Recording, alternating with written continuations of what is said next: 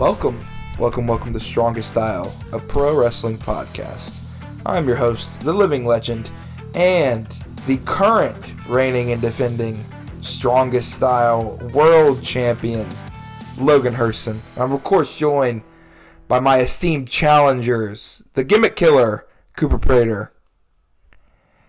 I'm still reeling from the fact that Zilla Fatu is canon in AEW.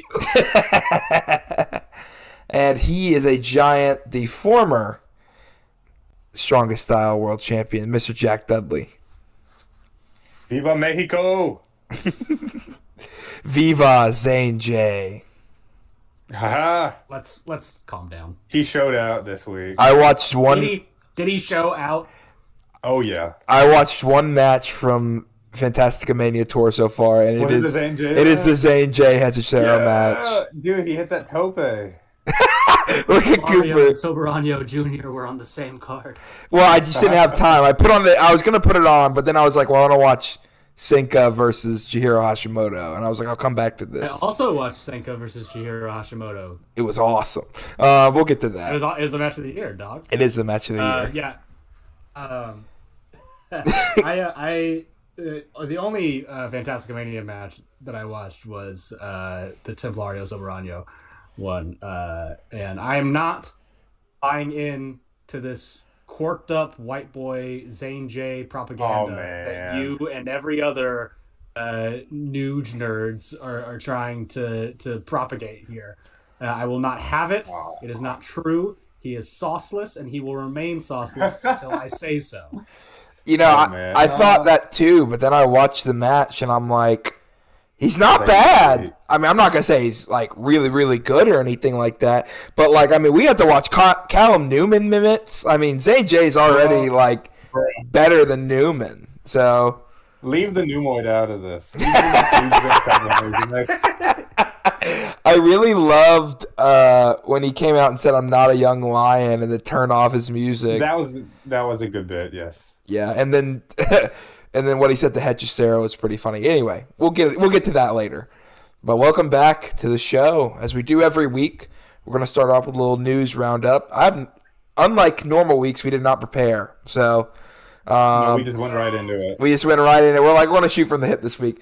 So Cooper is going to round out our news, and we'll discuss it once he tells us what is the important stuff. Cooper is the most tapped in on all social medias. You should know this. So unfortunately, yeah. The only the biggest thing from the week that I think we should probably talk about a little bit is the somewhat controversial decision from CMLL to get rid of the captain's rules to their trios matches. This is a bigger deal than some might think initially. The captain's rules stuff in CMLL has been, it's just how those shows work. Mm-hmm.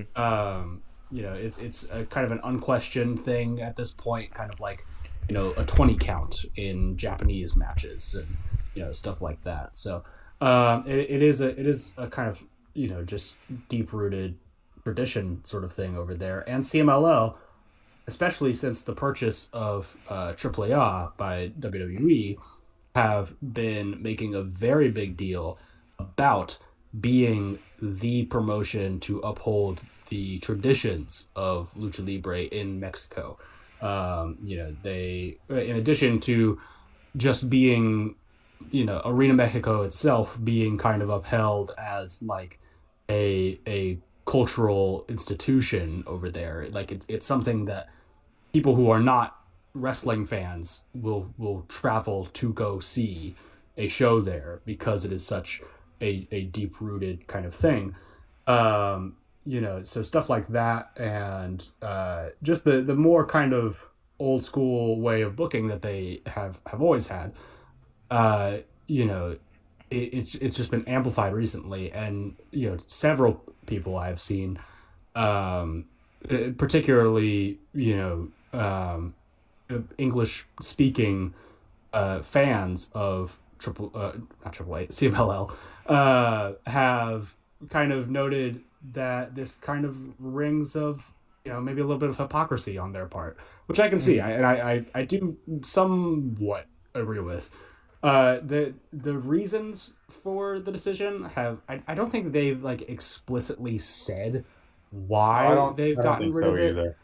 Yeah. But there is, obviously rampant speculation, and the most bandied about kind of cause that I've seen that makes the most sense, at least, is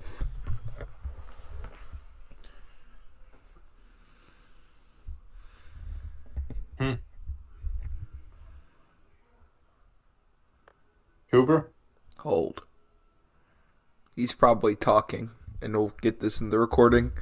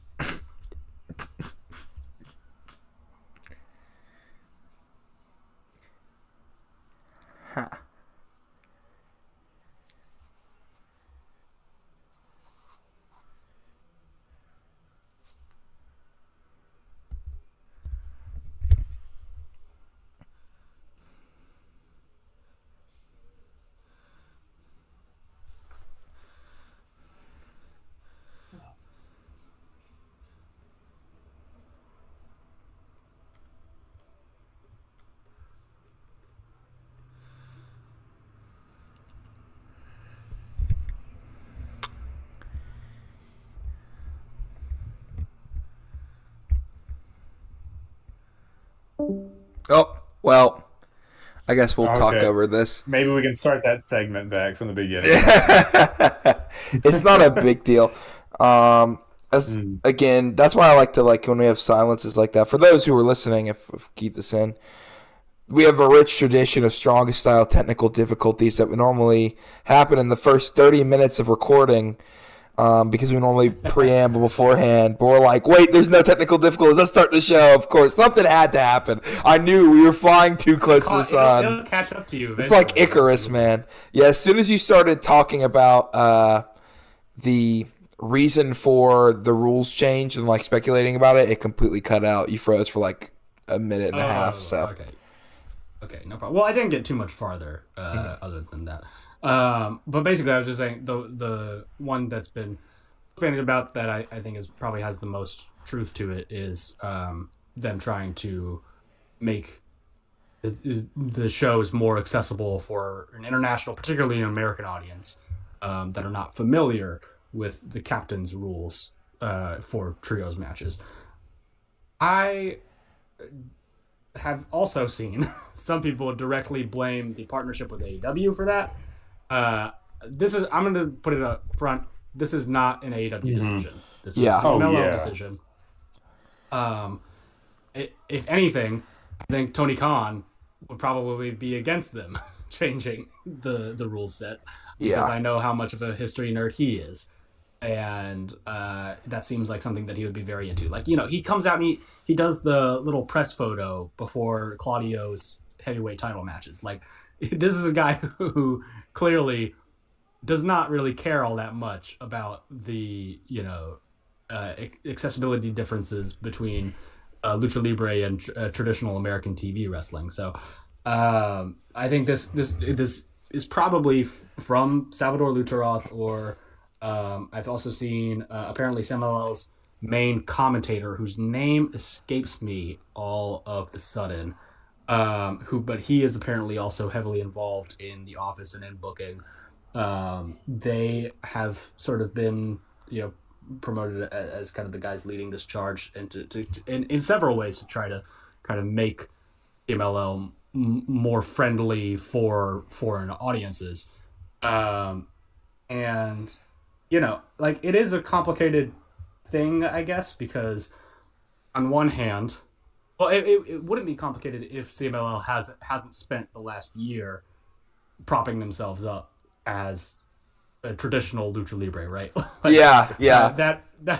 That is the crux of the issue, really. Yeah. And I think generally, I think this with stuff that's happened in New Japan too. I just think that that companies trying to appeal to American audiences are wrong in these scenarios. I feel like more often than not, people start to pay attention to their stuff, like American folks start to pay attention to their product because they like the different aspects of it, the uniqueness, because they're, wanting something different than the flavor they get at home. No one wants to watch CMLL and turn on, like people like the 2 out of 3 falls and people like Relevos Australianos. And getting rid of that sort of stuff, it's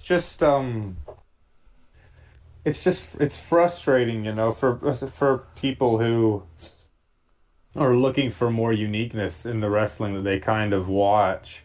The 2 out of 3 falls is kind of like, I don't know, or I mean the captain's rules is kind of like the sort of the it feels like the first thing you get rid of when you plan to slowly take out more and more of their unique rules. And I that's what I think worries me more than anything. I mean, that's what I think worries people more than anything. I'm not, the world's biggest fan. I do watch sometimes, but it feels like, and yeah, it's just a little annoying when it comes to people like that who've gotten into it because they like those aspects more. I mean, same here too. Like, I'm not the world's biggest, captain's rules shooter or anything. Like, if I've watched a bunch of those undercard matches on the Arena Mexico shows and the Arena Coliseo shows, and they're fine. Like, I'll say it provides like a decent little structure, but once you've seen that structure, I think it kind of becomes predictable over time. But it is still like just the way that the home audience has been viewing CMLL for decades, and I just think it's become as much a part of the identity of the promotion as an Apuestas match at Aniversario, and all these kinds of particular things, and the rise in CMLL in recent years can heavily be attributed to tourism and to outside audiences flocking into it for the first time. And so I get wanting to, make a space for those fans, but I don't think it should or needs to come at the expense of the experience that you've been providing your home audience for for so long, that they've come to love you for. Like, you don't need to give up one to gain the other. For sure. I admittedly, out of the three, I think the same. Out of the three of us, I probably watched CMLL the least. But just for a refresher, just to remind myself and or anybody who doesn't know what captain's rules are, if I remember correctly, it's basically when you have a trios match, if the designated captain of the team is pinned, then the match is over, but everything else is just elimination rules, right? The fall is over. Because it is still 2 out of 3 falls. Yeah. Yeah. So you can either pin the captain and the fall ends right there, or if you don't pin the captain, you have to pin the other two, or pin or submit the other two members of the team. Yeah.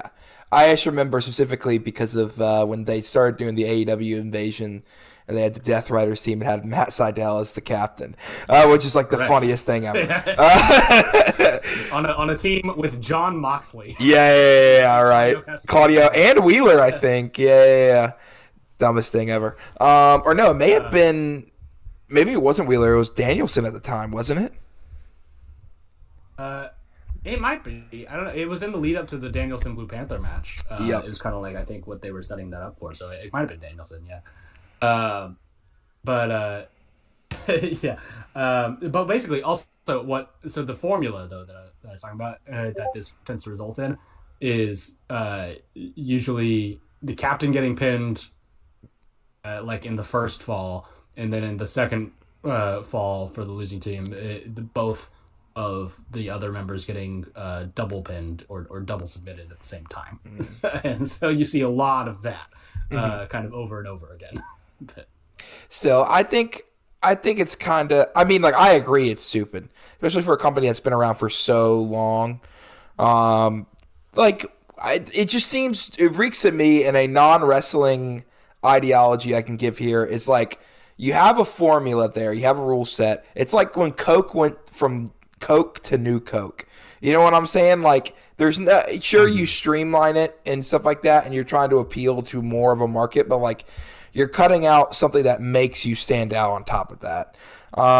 And my thing too is like even if it is confusing, like most of the time the fans that sees it confusing will look into the rules and will understand it next time. You know, or these tourists who are watching it may never watch the product again, but I don't think your rule set on one match is going to turn them away from it, you know? Sure. I agree. Yeah. It's like Lucha has already got all these other weird, aspects to it. Like that's not going to be the thing that convinces people that it's not, that it's normal enough for them. Yeah. There's so many other little things that you have to get used to. Like that's why I say like it feels more like you're kind of worried that more is going to change because this just by itself isn't really, enough. I can't imagine some, tourist spending their weekend in Mexico City is going to go to an Arena Mexico show that will have Kemalito and Kemonito like walking around doing their shtick, and then see a Captain's Rules Trios match and be like, okay, this is a little much for me. Hilarious. But so I mean, it is the landscape of Lucha Libre is going to be a really interesting kind of thing to keep tabs on in the coming years. I feel like that is going to be sort of like unfortunately, sort of the battleground in which both major American TV companies are going to try to, establish dominance over. And that, I think, does really suck. And, in an ideal world, they would just be, able to be left to their own devices to become an equally forceful power in the wrestling world based on their own strengths. But WWE's full purchase of one of the major two companies there, I mean, has truly, I think, shifted the balance in ways that will be continued to be felt for generations, probably. So it's definitely it's just polarizing. It's like at one end it's news. It's like all right, man. It's not like the biggest thing, but again, it could be the beginning of a downward spiral. Speaking of, I mean, like, so good. Oh well, I mean, I was just gonna say, like, they let that American influence into their promotions far faster and more willingly, seemingly, in AAA's case, than any Japanese promotion that WWE have tried the same thing with has ever done and might ever do. It seems like they, and when I say they, I'm referring to WWE here primarily, but also AEW, just American wrestling companies are desperate to. I don't know, it's like a very kind of like old school, colonial land grab kind of situation. It's just like trying to parse up these pieces of the wrestling world, and I just don't I don't see a reality and a timeline in which that results in a healthier scene for any of the territories that get involved in that. Absolutely not. It is funny you bring up AAA because that tweet that Jack sent this week is like, what are they doing down there, brother? I mean, that's just, it's all the people that WWE doesn't want or doesn't care about in their roster. They just ship down. And obviously, Ray and Dom and the Luchadors. But, like, Omos is having his big run. And he could have been in Pro Wrestling Noah, brother. He could have been a member of Team 2000X. He should have been. He was so over. Yeah. Yeah, oh my God. He could literally be the second or one of 2 GHC heavyweight champions to appear in WWE 2K26. That is true. That is true. Yeah. Technically, he never lost that belt, so. He's coming back. By the way, speaking of 2K26, right? And I guess this could be the other part of the news segment.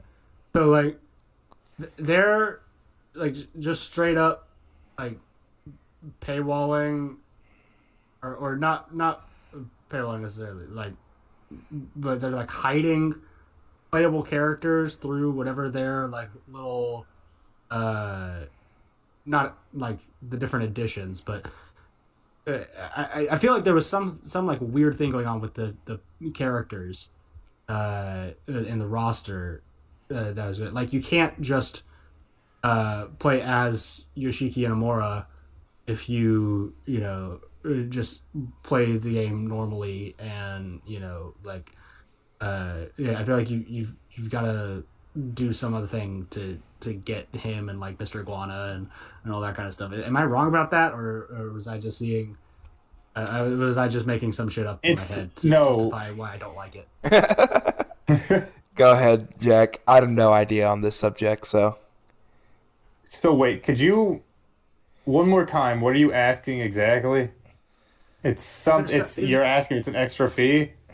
Yeah, like right? That's kind of what I've been gathering. Almost. Yes. So they're going away from the like their traditional model of just having multiple DLC packs for each game, and instead are taking on like the popular like Battle Pass system, which is basically that like they're starting with like a AAA season, and so when you pay for Battle Pass, it's like a monthly subscription thing, I think, and it means that you like have access to them that week, but only people that are subscribed then get to the AAA guys. Like you can't subscribe later and get a past season. Like you can only get it to play with. Right. That's use like so whack. That's so it's a manufactured scarcity thing. I know. I hate that stuff. Exactly. I always hate that. First of all, one thing, I'm not going to buy this game,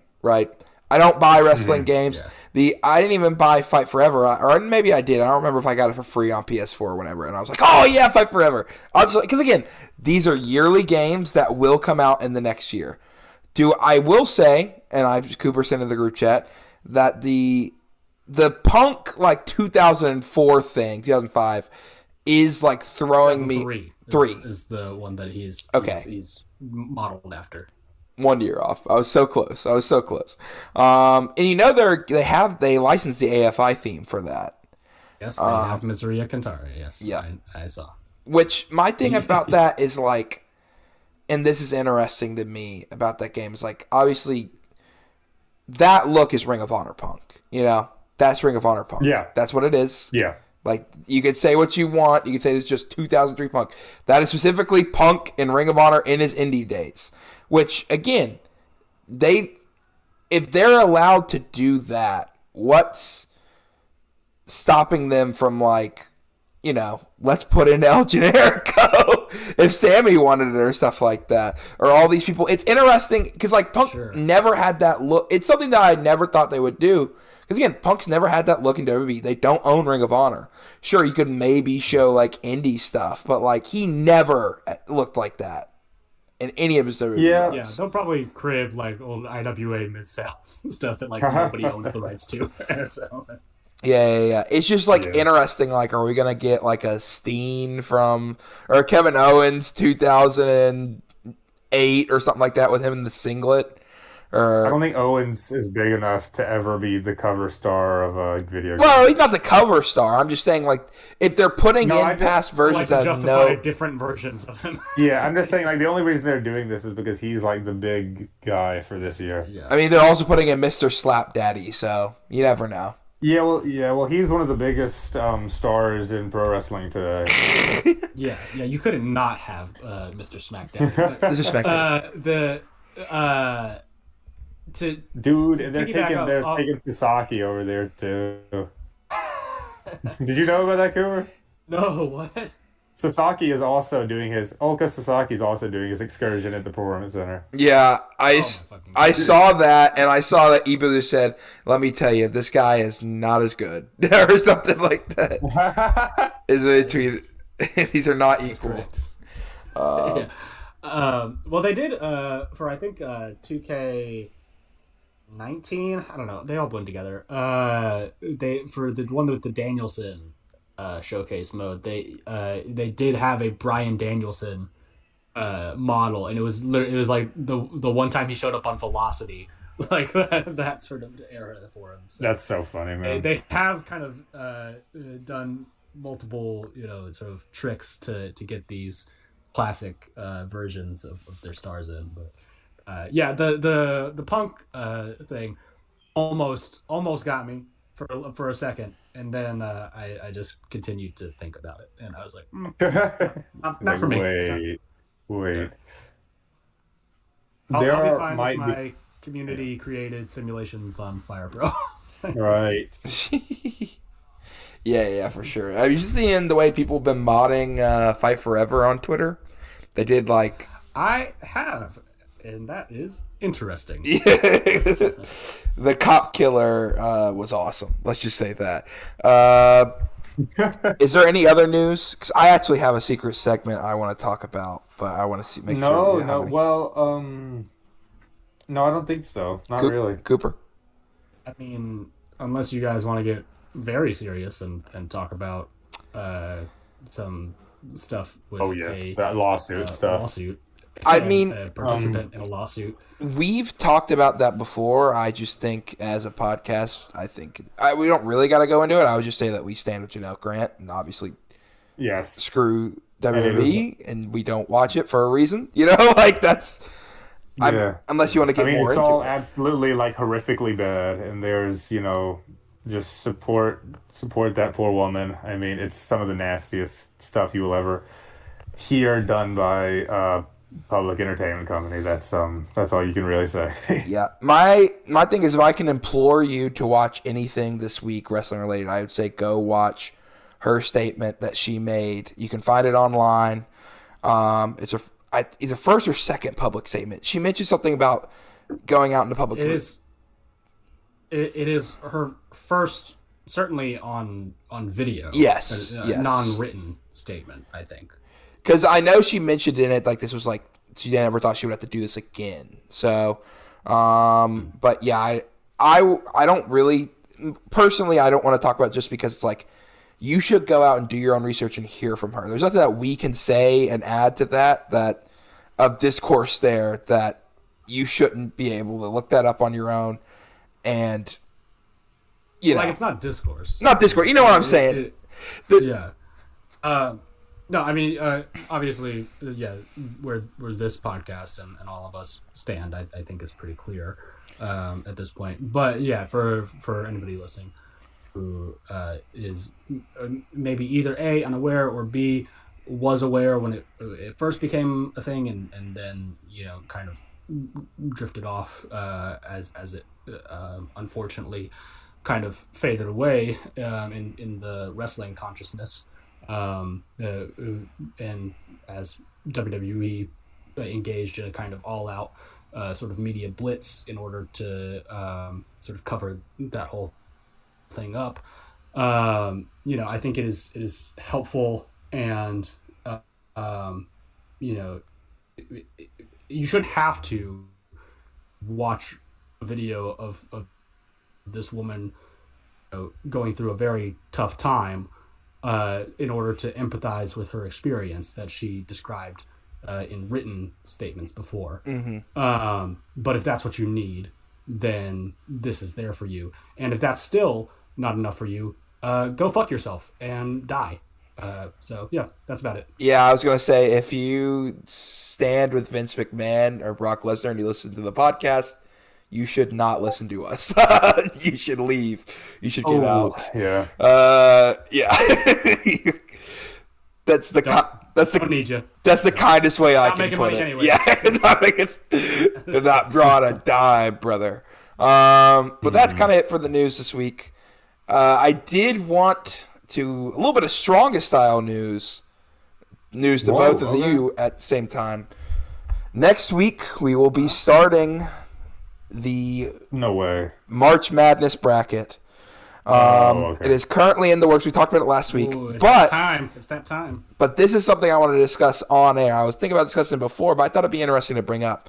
So again, we're going to do the top 64 or 128, depending on how wild Cooper wants to go for finishers. Because normally you send the most stuff in. I think 64. I think 128. We did that last time, and it was brutal. And you weren't there for it, so yeah, because I wasn't there. Exactly. I couldn't guide the rails. And the main thing I wanted to talk about before we made any bracket was this: there are a lot of moves that are very similar with slight variations, right? Like you have the normal pile driver, then you have the gotch style pile driver, and then you have stuff like the J Driller, which isn't too much farther than a normal pile driver other than the double underhook and other stuff. How are we wanting to seat these? Are we going to say every pile driver variation of it? Are we going to link as a pile driver? And for all this, I'm going to this is made famous by this person, here's the variations. Or do we want to have each little variation in? Or I think limit it to 3? To have variations.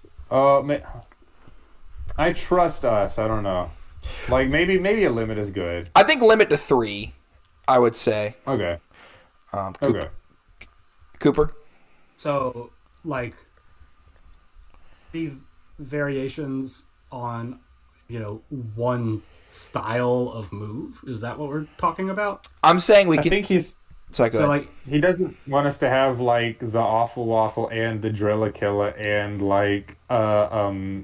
classic, reverse or a classic pile driver, a million versions of the same sort of thing, or power bombs or stuff like that. And I don't want to do either. I was talking about this. I think there is enough variety overall. I don't think we're gonna be necessarily, having 15 seeds of all power bombs. That's kind of what I meant when I said that I trust us to just sort of do it as we go along.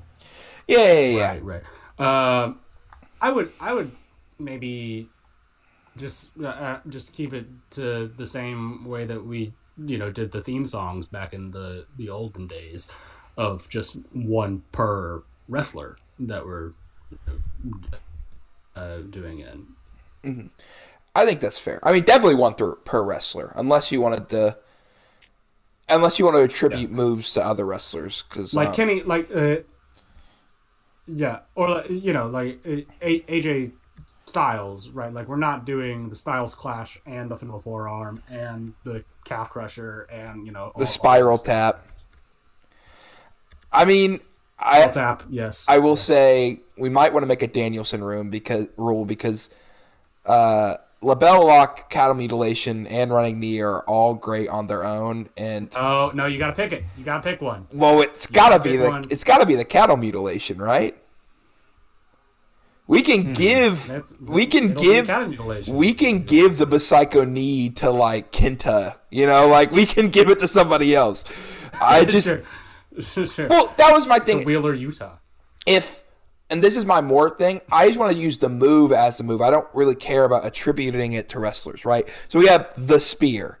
The spear has been done by countless wrestlers. And you can bring that up in your arguments of good and bad. Where it's Jey Uso does a spear terribly. This move sucks. But at the same time, for the Psycho knee, we have Kenta, we have Wheeler Yuta, we have Danielson. You know, that's a move that's shared by a lot of people. Where like the cattle mutilation specifically mostly is known for Danielson. I don't think there's many other people that are super known for that move, you know? Yeah. Which, that's why I think it's fun. Yeah.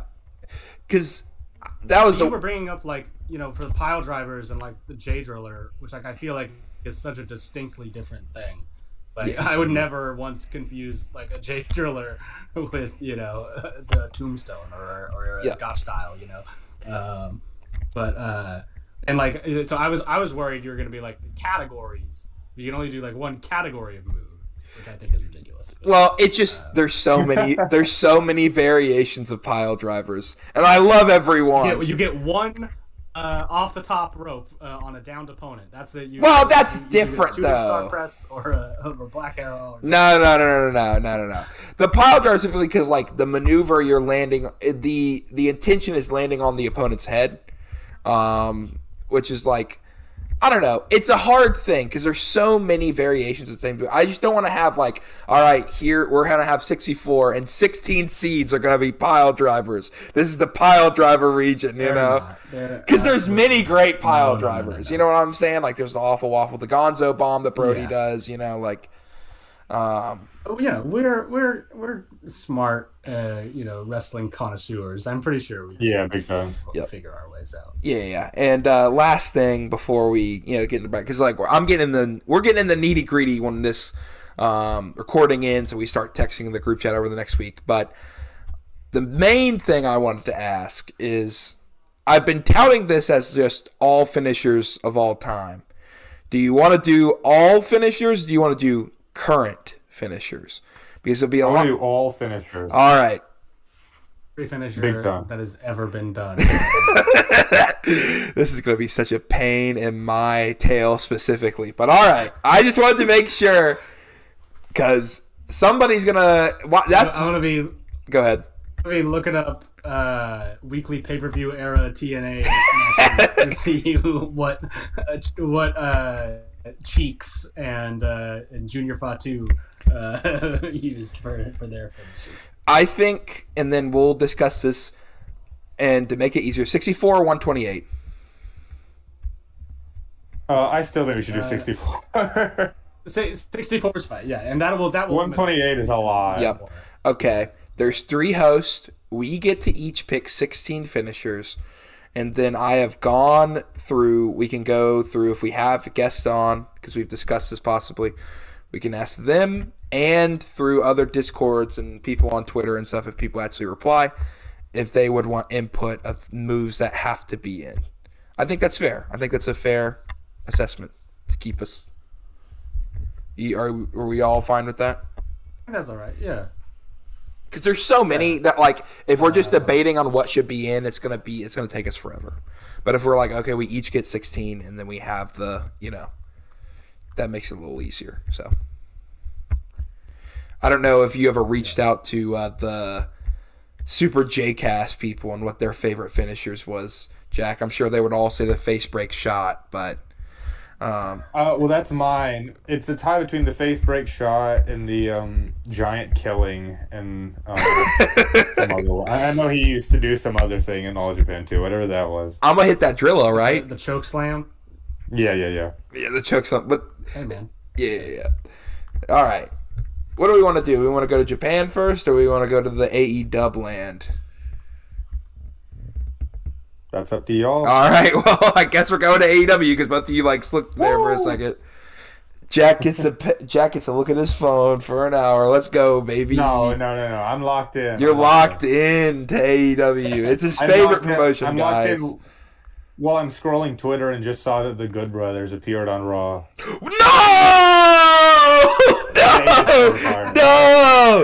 No. Just as like just to be there, right? Just to be there. Yeah, just to be there for the retire. Yes. They're getting like every like AJ Styles people there for the retirement. You don't think they've got like is gonna try to finagle something? Doc Dangley has talked mad crap about them, so I don't know if Triple H wants them back. They're working. They got Kazarian and Abyss there too, like Abyss in like full get up. Wow. Oh, nice. Anyways, I'm flinching a little bit because apparently Matt Jackson said he don't got Nick AJ's number anymore. Uncle Alan's number delivered as green, so we may not be getting that run, brother. No way. Cooper's not flinching, but I hate to inform you. I think I might be flinching as well. That guy. Hey, that's gonna make nothing if not. There was that tweet that was making the rounds that all this Brody King fuck ice stuff. Yeah, Uncle Alan off of the old AEW. I will say this about AJ to a fault. He is very loyal. And it's a good attribute to have, but it sucks when I want him to leave. But yeah, let's go ahead and jump to the dub, baby. All Elite Wrestling. We're going to start out with Cooper's favorite show, Dynamite. Why? Why are you lying to these fine listeners of ours? Don't you told Brian Alvarez that my favorite wrestler was Yoshihashi, which is true. And now you're telling people my favorite AEW show is Collision. It's not true. He's lying. You just said favorite show is in my life. Your favorite show is Dark Evolution or what? Elevation. It's actually the New Beginning tour for New Japan. That's true though. Well, we started this with you know what? I watch wrestling. Hey Cooper, you know what we started this Dynamite off with?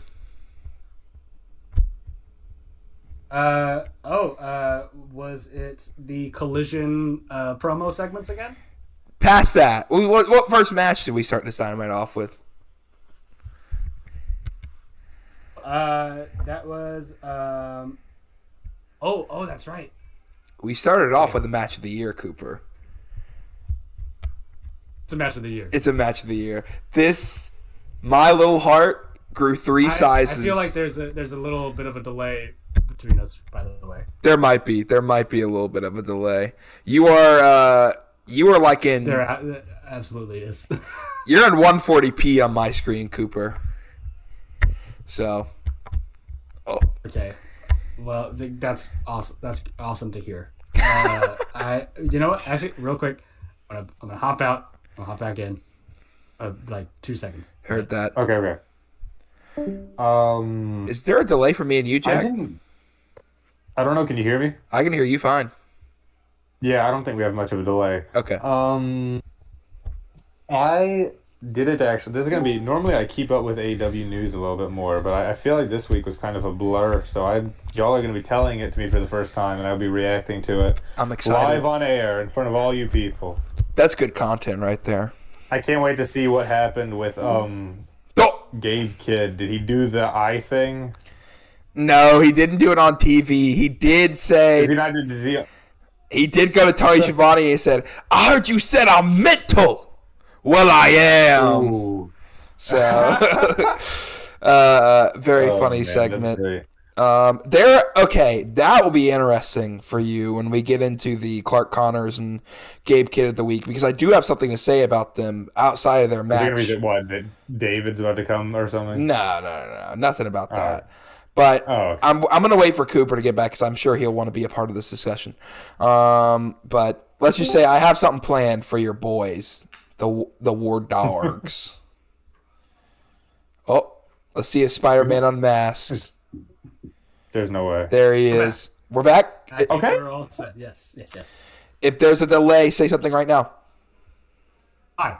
Okay, cool. That's pretty quick. Okay. We're pretty quick. Okay, Mark Davis versus Jon Moxley in an eliminator match for the Continental Championship, 20-minute time limit. Oh my! There's too many C's.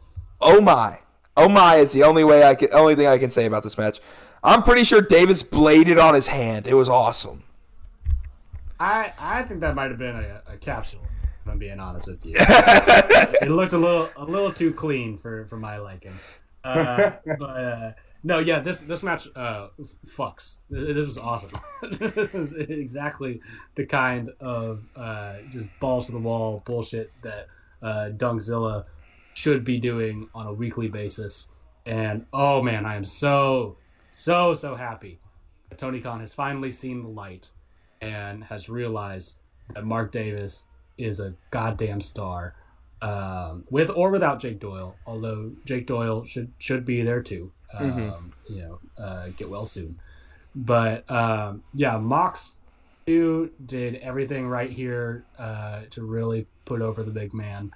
But yeah, like the hand and working over the hand was such a genius move, and like the ways in which Moxley just dives right into it the second that he notices. It was some really fun stuff and a killer way to kick off that show. Yeah, Jack, you missed it, Cooper. Jack hasn't seen anything about AEW this whole week. So I don't know anything that happened this week. I am like... so he's learning this all live. What you missed in this match... Like said, he's locked in. And for the listeners for the listeners at home who didn't watch this, what we're talking about in the match is Mark Davis was giving Jon Moxley the stuff early on, and they were brought on the outside, and Mark just took a straight right, aimed at Mox's face, moved out of the way, and punched the what is it? The ring pole? What am the corner? The post. The post. The metal post. And it made a very gross sound whenever he punched the post. And then his hand was bleeding for the rest of the match, and Mox just like targeted his hand. Some say he bladed his hand, which I think is the funniest option, and that's what I'm going to go with. It would be funny. Some say he just naturally busted open. Cooper thinks blood cap. So either way, it looked cool, and it worked for me. John, it's one of those things too, where it's like once you notice it, it becomes like all the stuff that they do. They can kind of like mess with your head a little bit on commentary, because like on commentary too, at one point I remember Excalibur saying like, or it was either Excalibur or Danielson saying like, oh, you could see the swelling in Mark Davis's hand, and I was like, I guess I can. Yeah, I mean, yeah, me too. Yeah, it probably would swell if I had touched the pole. So yeah. Yep. No, it was a very good match. Jon Moxley wins with the Bulldog choke.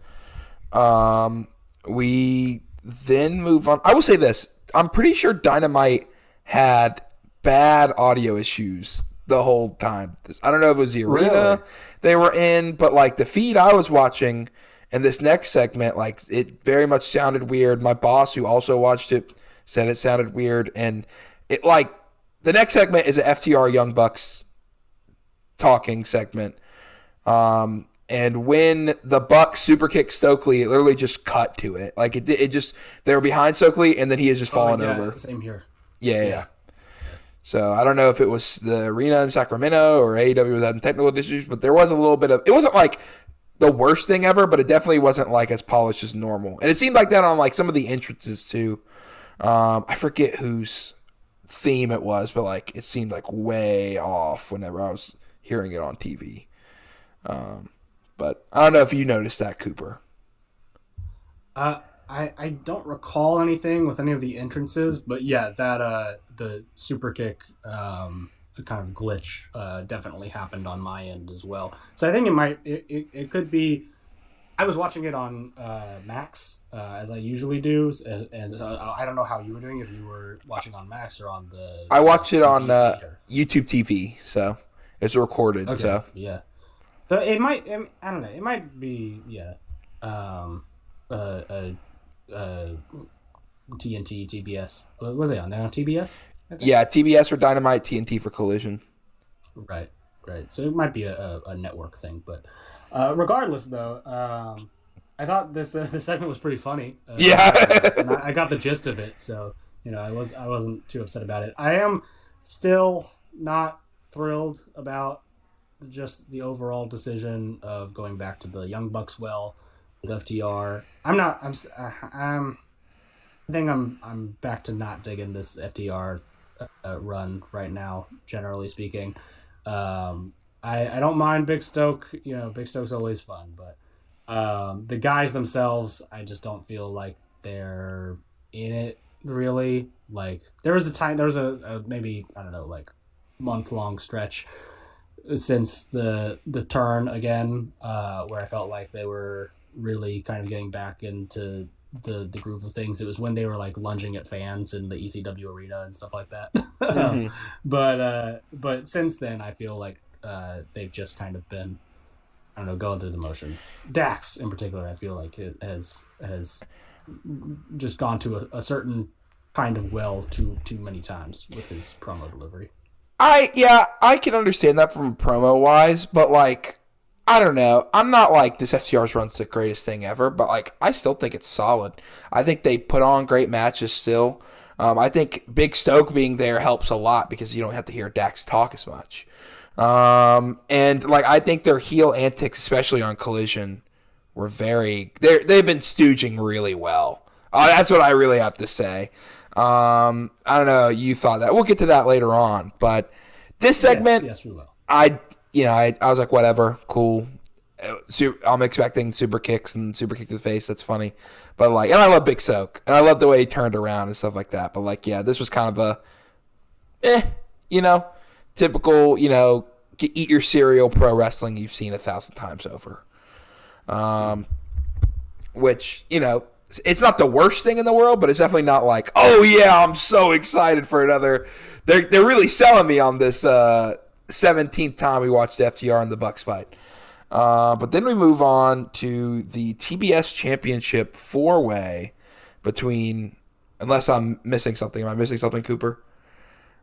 No, just Brody's little backstage promo segment. Yeah, where he said that he's still gunning for the AEW World Championship, and apparently he's doing a bunch of standby matches, as they said on Collision, right? Or maybe they said that the last couple times Brody's been doing matches have been standby matches. I didn't recall anything on the most recent Collision, certainly. I mean, maybe like his kind of like prior squash stuff has been, but I don't remember anything really in regards to Brody on Collision. I think it was just the squash stuff because they mentioned when Megan Bayne had her squash match that it was like either these standby matches where the wrestlers who are backstage, they have extra time, and whoever signs up for it, Brody being, they mentioned Brody in it. But anyway, we did move on to the TBS Championship 4-way, the Megasis Megan Bayne, the Problem Marina Shafir, Mina Shirakawa, and the TBS champion, the double champ, Willow Nightingale, going for her third defense of a title in 5 days, defending the tag titles in, obviously, that in versus Mega Bad with Harley and Australia, and then on House Rules, I think, against the Inspiration. I don't know. Is that how the II Inspiration got involved with this? They didn't say. They never. The thing was, this is funny. They never mentioned. Still not canon. Yeah, they never mentioned them on TV. They mentioned Zillafont too on TV, brother. You'd think they would say, but they may have not wrestled Willow and Harley. Maybe Willow and Harley could have wrestled somebody else. But I was just assuming. I'm like, well, if you have the women, I had to check like the House Rules card to see if that was it. Yeah. But they kept mentioning it, but never mentioned what the other defense was. So it might have been. It very well might have been that, but I'll look up the cage match and let you know. But you start talking. Absolutely gunning for a Mega Bad defense here, which I'm totally fine with. I really dig that team. This match was pretty fun, I will say. I did see, some folks maybe being a tad critical of I think Mina's participation in this, which I think is fair. I think she is probably the weakest link of the four of these, but I think she even did her spots well and played her part, especially in the finish. I kind of don't think you can have that finish without her. But yeah, really though, I am kind of just waiting to get to Bane and Willow. Like, that is sort of the ultimate result of this, and I mean it serves its purpose of making me hyped for that match. Everything else though, I can kind of take or leave. Shout out to Megan Bayne. She is an absolute trooper, and got, I'm pretty sure, like, just spiked directly on her head after a top rope bump. That was crazy. It was nuts. She like fully like scorpioned herself. Oh man! It was a top rope German from Willow, and she like completely flipped over and landed on her face. But yeah, the stuff with her, even like Marina Shafir's offense on it, I thought it looked really good. I think this is probably the best that Marina's looked in a little while since coming out of the whole Tony stuff, which like I was a little hit or miss on that. But yeah, it served its purpose well, and is hopefully leading up to a better match down the line. Yeah, for sure. It'll be interesting. I did really like the way they propped up Megan in this match, because I mean, like, she was already standing after that suplex at the end. They mentioned that in the commentary, and like she took Marina out. You know, like she dropped Marina through the table, and Marina's presented as like the baddest woman on the roster. I mean, it's booked pretty well. You know, even with like, you know, especially after Blood and Guts and stuff like that, even with the Tony stuff. But yeah, I like Willow winning. I wish she would have won a little bit more definitively. Like, did we really need a roll-up win on Mina? Look weird, yeah. You can, I guess, maybe justify it, like, oh, she doesn't want to, I don't know, like, beat up her friend or whatever, or another face on the roster. I don't think that's nonsense. You should just spike her right on her head and pin her, call it a day. Like, you know, it's fine. You're all professionals here.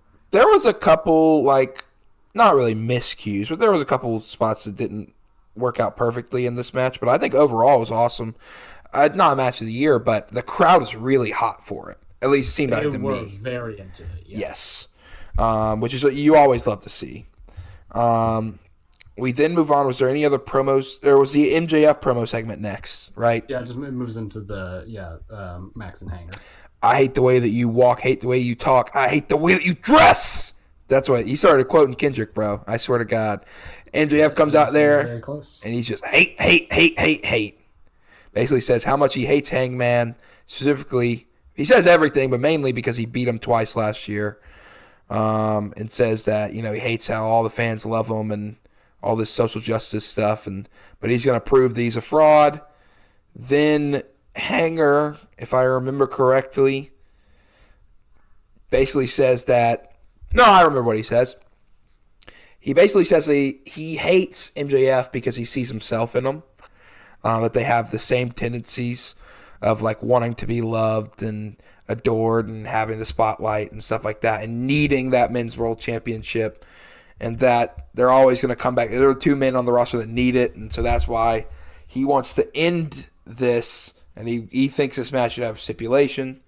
MJF says absolutely not. And then he says, he basically says, me and you, this was very confusing to the people on Twitter. Me and you will work together to pick a stipulation. You come up with one, I come up with one. And I guess he was like alluding. Oh my God, they're doing the KOPW gimmick. Oh! That's exactly it. Crazy. And are they gonna let him vote? That they acted. That's what Hanger said. Like the fans decide at one point. We'll let these people. Oh my God! Decide. But we're gonna pick the lemon eating contest. Well, anyway, revitalization. Yes. Anyway, MJF's like, no, I'm not going to do that. And then Hanger's like, I knew you would say something like that. That's why if you we decide on a stipulation, then I will never challenge for the AEW Men's World Championship as long as I live. And MJF's like, I like that, you know, but I am going to, like you, I'm not an idiot who shoots first, asks questions later. I'm going to take a week to think it over. And that's kind of where we end the segment, other than Hangman finally going, I know what I want. Texas death. And the way he said it was like a cartoon character who gets like really mad in his show, like eyes beating out of his head, like moving back and forth. That's how you have to say it. It was awesome. It was like, yeah. And it was funny, earlier in the segment, MGF was like, someone yelled Texas. He's like, Texas death? I ain't doing that. Yeah. I'm going to tell you right now, they're doing a Texas. Yeah, they're doing a Texas Death Match. They don't say that and not do a Texas Death Match. Yeah, it would be silly. But yeah, the I will say the delivery of the premise here of will pitch stipulations, like it did get lost in translation because it was messy to begin with. Yes. I could barely kind of make sense. I with how declarative Hangman made the statement of Texas Death, I was like, okay, well that's settled then. But so that's one thing. But also the other thing that got a lot of people talking from this clearly is the extra stipulation that Hangman put on himself. It's the Cody. He's gonna Cody himself. He's gonna Cody himself. That is the talk of the town that I've been seeing. I think that is great it's great for the build, okay? Because now, before I'm like, Hangman's not winning this. My immediate thought, like, MJF's not going to lose it this quick, Hangman. But now there is a shred of doubt of like, are we really going to have Hangman who, unless he's checking out of AEW, seems like he's an AEW lifer, like never challenge for the title ever again. But there's two things I think here. One, it's great for that or adds doubt. Like, because I really don't know. I could see it going both ways now. The other reason I think it's great is because they don't necessarily, unless he writes it in a contract, they don't have to Cody him. Because the whole point of this segment was MJF being like, I want you to prove that you're a fraud. And there's nothing better than proving that he's a fraud than him going back on his word, This like self-imposed thing that he puts himself. So you could have a heel run where he does win the title later on or challenge for it because he's a fraud. It could be something they could do down the line. Do I want to see that? Not really. But like I don't think it'd be interesting. Like I wouldn't mind it. Mainly because it's just, it's interesting writing kind of thing. Good or bad. But yeah, I think Hangman should have just said, we're going to do KOPW style and let these fans decide. You pick a stip and I pick a stip. They would have understood that. But yeah. It's funny, that reminds me of exactly what we were hoping might happen with the other guy before. Yeah. With him eventually going back on it, right? The other guy. Oh, Cody, yeah. Cody. Yeah. It would make so much. Sorry, go ahead. I was going to say, maybe they really loved that idea so much and have been angry all these years that they weren't able to do it with him. They're like, damn, that was a really cool idea. The Cody, and it works so much more for Cody than it does for Hangman. Like, for me, like, I think Cody's such I have to get this and backstabber and stuff like that it makes sense. Like, it still makes me mad that he hasn't turned heel yet in WWE. Like, they don't do it after Mania. Like, when are we going to do it, bro? Like, let him... Yeah, bro, you don't get it. He's modern day Sting or whatever. Or he is a heel. No, he is a heel already because he's not a heel. Yes, that is his thing. That's his thing. Anthony Ogogo of it all. What did you think of the segment, Cooper? Well, like I said, I think the delivery could have been better. The actual result of it, though, I am definitely interested in it. I'm much more interested in this match now. Me too. Than I was last week. And that's ultimately the purpose of these segments. And I will say, I think that there has been a kind of prevailing sentiment amongst AEW fans, or maybe just amongst particularly online AEW fans, that Hangman has been kind of off the boil in terms of, how hot he is now with the fans. And I think there is an element of truth to that. I don't think it's quite as like catastrophic of a fall off as some people are making it out to be. But I do think that there is a worry that it could get there. And, I am always most interested in Hangman as a character. when he is facing a really kind of personal internal dilemma of how to be, that's what made the Swerve feud so compelling, is him testing his own limits and breaking through them in the lights out match, and in the segments, with burning down the house and all that sort of just fully going into that really kind of fucked up dark side of things. That's kind of where the style of Hangman that I am most hooked on. I like him fine as a face. I think he's a really good baby faces. I mean, obviously, the whole build and payoff of AEW's biggest show last year was relying on that and succeeded greatly. But once you've had that, and once you've had another, what I think is probably going to go down in history as maybe an underwhelming title run, you do sometimes have to, hit the break in case of emergency option. And it will be very interesting, I think, to finally see this idea come to fruition. The Cody shit was so unsatisfying from a fan perspective watching it at the time. It was like, and it was very interesting then too to me, and I really wanted to see that payoff to it. And so I am intrigued, definitely, to see how they will play it off. And Logan, you are right; it does fit Cody's character then maybe more than it does Hangman's now. But I think that I have enough trust in AEW's writing and Hangman's delivery to make that jump over time. And so I think we'll see, certainly in the following shows leading up to Revolution, and definitely in the match, how far Hangman really is willing to go to get that title back. I mean, that's, if you want a way to push him and make him more interesting still, I think this is a pretty good way to go about it. For sure. I thought it was really good. I thought MJF was on point, and Hangman did pretty solid. Oh, it is also the best Max promo in a while. Yes, for sure. His best live promo, not including the pre-tapes.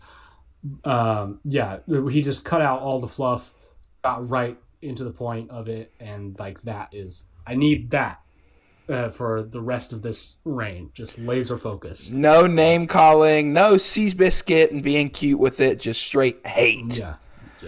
Hate was the theme, I think, of this AEW Dynamite, wouldn't you say, Cooper? to a degree, yeah. That's because Tekla is the women's champion now. Well, actually, she's Stardom's influence. Toxic. Toxic. But then we move on to Orange Cassidy and the Stone Pitbull, Tomohiro Ishii. Where my dogs at? Speaking of dogs, Clark Connors and Gabe Kidd, 2 year down in the dojo. Now the kid's out of the cage. Are you ready? This is what I wanted to talk about earlier, Jack.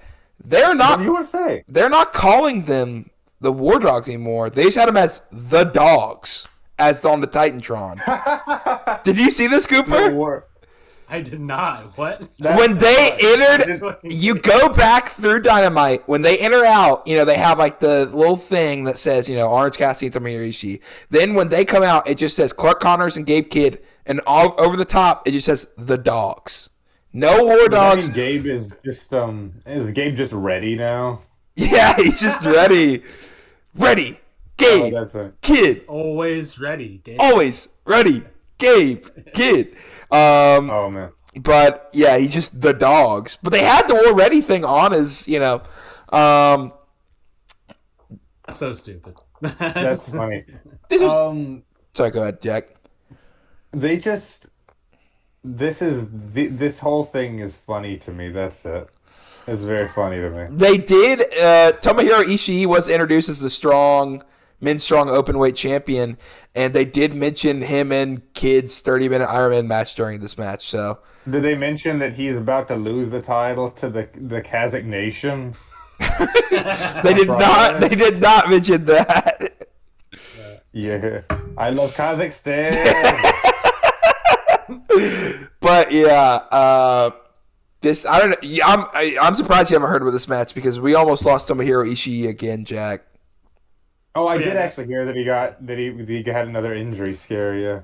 Yeah, we thought he tore his hamstring, but apparently it said it's not as bad as they thought, and it may not be something serious. But yeah, I hope so. Yeah, he could not walk. Brother collapsed. Brother said, "I'm done with this. You're gonna have to kick me in the face." I'll credit to him. It might have been a little over exaggeration on his part in the moment too. I mean, he did still get. Who was it that was it? I think Connors got brain busted. Yep. Yeah. It definitely was like not his best brain buster though. It looked more like a normal suplex than a brain buster because that brother could not stick the. He was running that brain buster. He said no delay. There was no delay. But yeah, this was a fun one.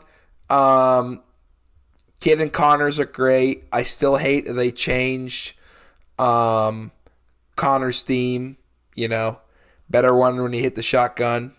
He didn't come out to it. What is his new one? It just goes proof or something like that. I don't know that was a great rendition of it. Have you heard it, Jack? Thank you. No, but I like the way you sounded. Yeah, it legit. That's the start of the theme. I'm pretty because I guess he's still 100 proof.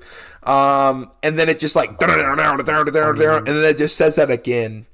It's kind of generic, rock stuff, but does not have nearly the aura of hit and run. American wrestling themes are by and large bad. Okay, this is what I'll say. It's none of their themes are bad. It's just not as good. Like it's not like WWE levels. Pretty bad. I enjoy it. I think it's cheesy. It's kind of. Can you remember it? Yeah, he goes proof. Not including. That is look up the theme, and it's gonna literally the first entrance is gonna be him going. I don't doubt you. But when I'm saying. Do you remember it? I'm not including the sound bite at the beginning. I mean, the tune of the song. No. Exactly. But I've only heard it like one time. Am I supposed to remember it out the first time? I remember tons of the themes. I did good themes the first time. That's fair. The problem of American wrestling theme songs aside, though. I thought this was okay. It is a shame. I mean, the Ishii stuff really did kind of take me out of it. And you could see Orange very hurriedly trying to get something going to distract the crowd from the fact that Tomohiro Ishii was crumpled in a heap in front of them. And we also should mention, too, that there was Darby. A Darby appearance to run in that they had to get to. The Ishii couldn't be fully incapacitated to get that spot at least, but they for sure tried to struggle through it. And Connors, I do really like their presentation so far. Still, even Clark's theme notwithstanding, but just like how they carry themselves as a team, as people, their little promo stuff that we talked about last time on Dynamite, where they dragged Darby through the desert. I thought that was pretty cool. Yeah. I am a little over the Kid Darby build.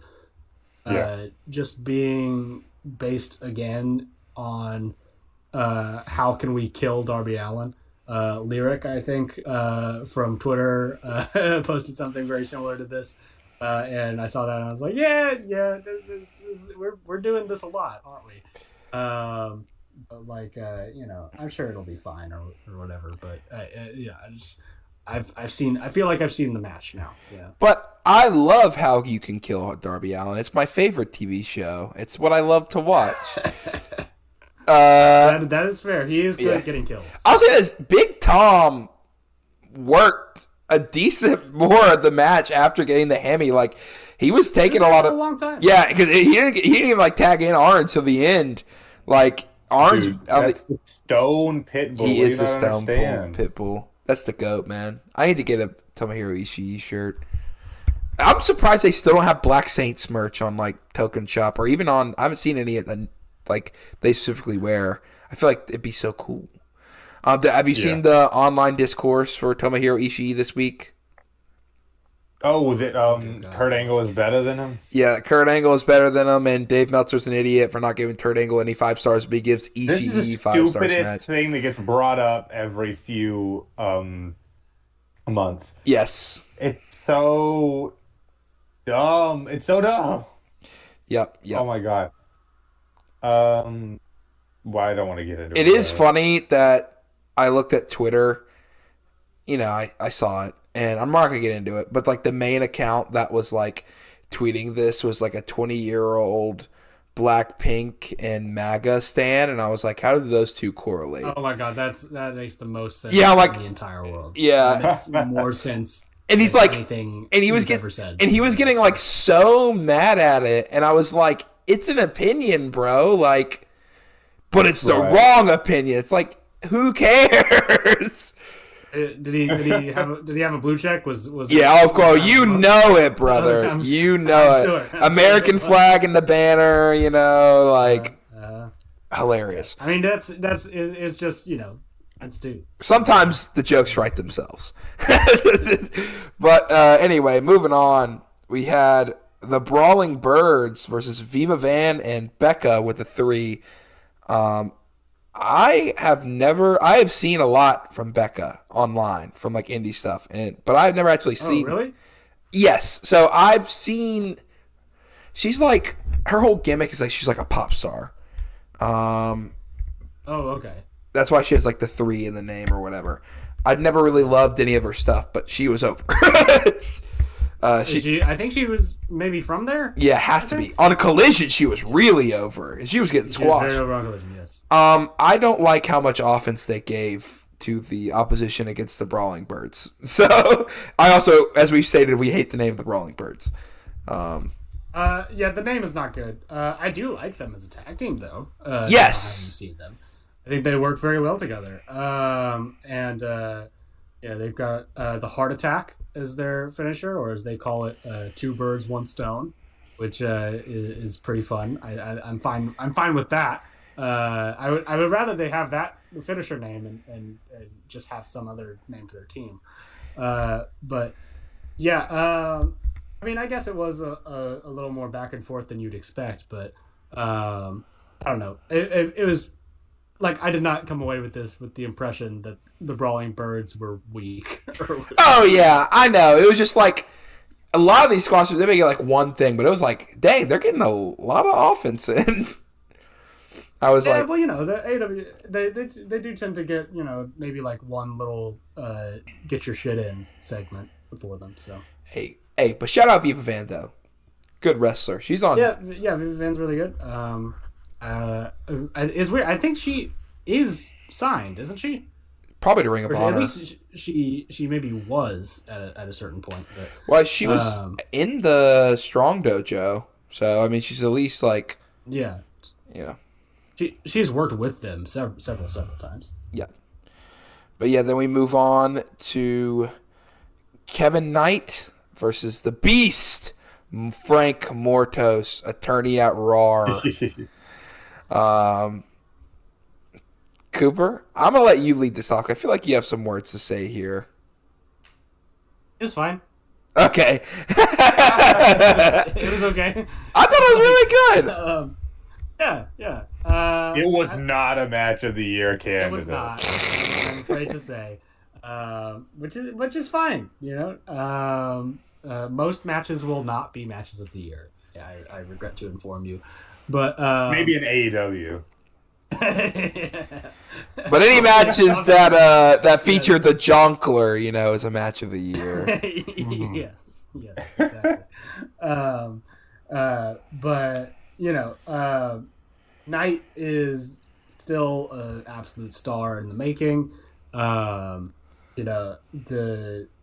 just seeing him and Mortos, who is such a great base and so underutilized still, which is crazy. Because like you would think, Mercedes, you gotta rep your boy. Come on now, you gotta. But he is still a really fantastic kind of all-rounder to work with, and makes Kevin look really, really great. And yeah, I mean, just a fun match. I would have maybe, just because I am maybe biased here in that I am the world's biggest Rush shooter. I would have loved to have seen Mortos get the win so that we can get an FI trios defense, and we can get Roosh into business for himself to win those belts. But hey, we can't have it all. So not only win those belts, but then Hanger wins the world title and he pins Hangman and gets a world title shot right after that. Exactly. Yes. There you go. That's what working in Arena Mexico taught him all those years. But I just think. But no. Go ahead. I mean, I was just gonna say, I think that the stuff that the trios belts are never going to be a big deal in this company at all. So you can take more chances with them than I feel like they have traditionally. So it would be fun to just get a quick little, maybe shock change on them. Mm-hmm. My main thing I have to say is Kevin Knight is a very, very, very good professional wrestler, and I'm so glad that he's being utilized. Along with, obviously, Frank Mordos, attorney at Roar. But then we move on to the main event, a dream match, some would say, for the first time ever. Kenny Omega versus Swerve Strickland. Cooper? Logan. Oh. Cooper. Jack. Oh, no way. There's no way. I have to tell you both that this is a match of the year. Yes, it is. I really love this match of the year. I am not immune to a good old fashioned sugar rush, which is kind of what this was for me in match form. No, I thought it ruled. I think the kind of stuff with Swerve that people were talking about in the Andrade match about him maybe not working to his size, I feel like he is absolutely big, scary, heavyweight guy. Like this is most intimidating that Swerve has looked really since dropping the title, and a fantastic selling performance from Kenny. The whole drama of it, even with bringing Aubrey into it, like I bought it hook, line, and sinker for all of it. Yeah, I thought it was amazing. I saw some people complaining about that they just didn't do the finish after the stomp from the Swerve stomp, which I was fine with because it's Kenny Omega. He could kick out of anything, and I thought the finish was really good, especially with the big pressure, really putting that emphatic you're going down type thing. You call this a sugar rush. I call this a German chocolate sugar. You're getting the most potent Rich Sugar ever. Because again, there's like, matches where like you're just getting crazy moves, stuff like that. But like, there's a certain psychology that Kenny, especially in any of his matches, even now, like, I don't know how you watch any of this guy's matches. You don't think he's one of the greatest to ever do it. Like, lace up a set of boots, man. This is what my boss actually told me, and I wanted to bring up on the podcast. He watched Dynamite, and he said the ending of this match, they're going through all the moves. Swerve with big pressure, and you haven't seen it. I don't know if you've seen Jack, but afterwards, Swerve wins clean, basically. Like, the only thing you could say is, like, the Aubrey distraction. But even then, like, he didn't low blow him. He didn't, use a weapon or anything. Really, maybe you could say the turnbuckle releasing that. But, like, you could do that in a normal match, most of the time. Oh, dude, the dead eyes that he has as he's ramming Kenny's head into the turnbuckle post. Oh, my God. Dude, no, the moment that Kenny kicked out of the big pressure after doing all that, and, like, you see it's like some would say it's shock, but some are just like, there's nothing behind those eyes. There's like, when he had the widened look, I was like, oh. I viewed it as okay, so I gotta. I'm gonna kill you. Yes, I'm gonna kill you. Early in the match, they had teased the vertebraker, or those who are cool with it call it the cop killer. Right. On the apron. The notorious 187. The cop killer on the apron. Swerve calls it the vertebraker. We'll call it the vertebraker. Whatever. And they didn't hit it. I think Kenny ended up hitting a snapdragon on the apron at that point. Afterwards. But it was like a moment where you're like, oh, you don't need to, like, if you hit a vertebraker on the apron, like, there's so much that can go wrong with that. Like, there's so much, and it's like... Yeah, I wouldn't.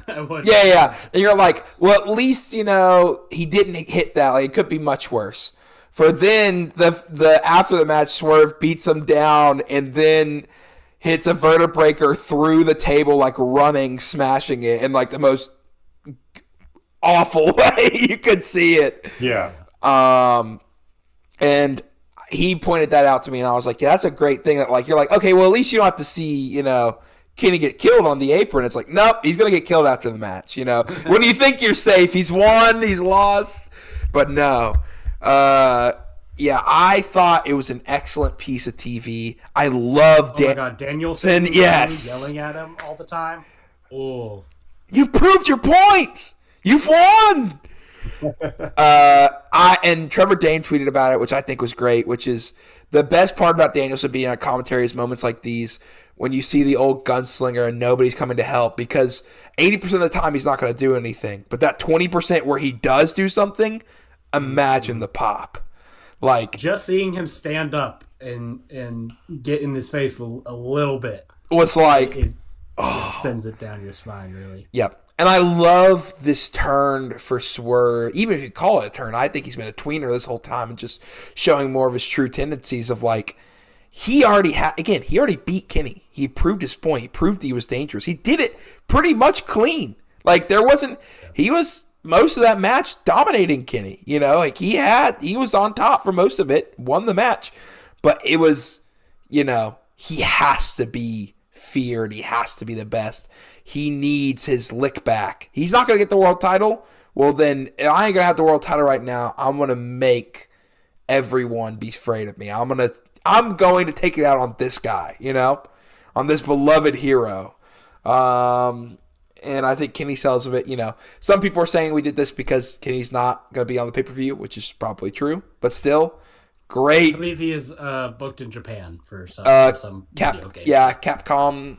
I think I don't know if it's a tournament. He might be in a tournament for Street Fighter or something. I know he's booked. He's not booked on the Day of Revolution, but he technically is contracted through then. And he can't get out of it or something like that.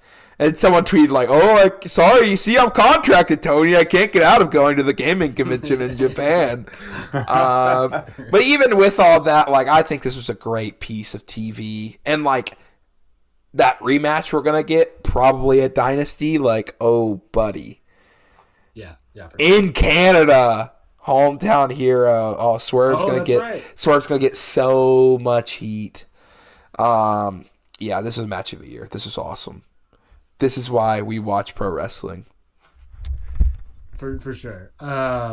Yeah, I mean, I am 100% down for that old Swerve Strickland, the one that was making the climb to the title and had that sort of hunger and fire to him.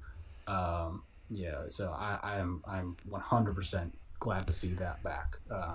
And what better new target for him to take than Hangman's old partner Kenny? True. And I will say, if Hangman does win the title, like, even if they decide they actually want to push Kenny off for a while, maybe after the Ospreay reign, I don't know. I feel like Kenny's going to get the world title at some point this year. Maybe he doesn't, but like, imagine like Hangman finally getting a 3-time, and then you have like a fully like just eviled out Swerve again. That'd be some fun. Anything would be fun. But I'm very excited with the direction we're going. But speaking of Hangman, it's time to move on to Saturday. That's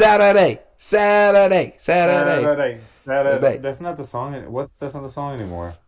No, it's not. It's light the fuse, break the rules, Dynamite. No. Wrong one, wrong time. Now it's welcome to Saturday night, and then welcome to the house of Yeah. God bless Mikey Ruckus for all the shit that we've put him through this episode. We have totally dumped on that guy. I did check Token Shop to see if there was any evil shirts, and they're all gone. I got really sad because he had the best designed shirts. I really wanted him and the Tokyo Pimp tag team run shirt, but I never bought it. Anyway, sorry. The House of Torture got brought up, and it's over. But speaking of the Hangman, we had Jet Set Rodeo and their first title defense coming out, all dressed in gear matching Beyonce at the Las Vegas Grand Prix. These F1 nerds fighting the Demand. After Ricochet and the Demand had issued a challenge on Dynamite, which we did not cover, they set up this title defense here. This was a pretty fun little opener. Nothing too crazy. Other than, of course, the matching gear for Jet Set Rodeo, which I thought worked really well for Kevin and Speedball. Hangman was... It was new. It was new for him. I like seeing it because I'm so used to seeing him. It's interesting to see him in something different. Yeah, it is weird. So, like, he kind of tries to blend it. It's like, they look like chaps on him pretty much, and so like they're wider, the leg, and so I saw somebody say that he looked like he was wearing those like trash bag pants that like you saw all over the indies in the 2000s. Which I don't think it was quite that bad. They weren't quite that like flared out for him, but it was weird. I mean, standout here to me was Toa Leona. Yes. I have been really, really digging his work in these tag matches. Bishop Khan's really good too. He's got a good presence to him, but Leona, I think, is really putting in some work to get over as a big man. And it's working for me, certainly. I whether or not it'll translate to the wider AEW audience, and should they ever decide to either push the Gates of Agony more as a tag team or him as a singles guy or whatever, I think he's got some really good skills to base a push like that off of. So Jet Set Rodeo, they get Hangman is on the outside, and the Ricochet has Hangman down. He's about to hit the Spirit Gun, and then Baltimore Tarzan Boy starts playing, and so Ricochet suddenly forgets that he's in a wrestling match, as all wrestlers are mandated to do. When, the guy that they're also in a feud with, his music plays, and so he's like, "What? What's that?" Then Hangman gets on the outside, buckshot lariat as Ricochet is turned around looking at the ramp. And he folds him up for the 3, and Jet Set Rodeo are still your AEW Trios champions. Yes, sir. Yes, sir. Then, keeping things tag related, we've got the video promo to set up what would be your main event for the evening with FTR and the Rascals. I will say, I do not enjoy most of what the Rascals are doing. However, I did find their plugging of their new shirt on shopaw.com pretty funny. Yeah. I would say this, as someone who's also been very hypercritical of the Rascals, said this was a good collision for the Rascals. I think they were solid all around. It was. There is something in this video promo, though, for them that I think is going to be interesting to see play out. So they obviously they get confronted by FTR because they smoke a lot of weed. And, what are you guys doing in here? Smoking the devil's lettuce? FTR took offense to this in their locker room, and so they challenged them to the Rascals challenge FTR to an eliminator later that night. So as they're going up to, I guess, get ready,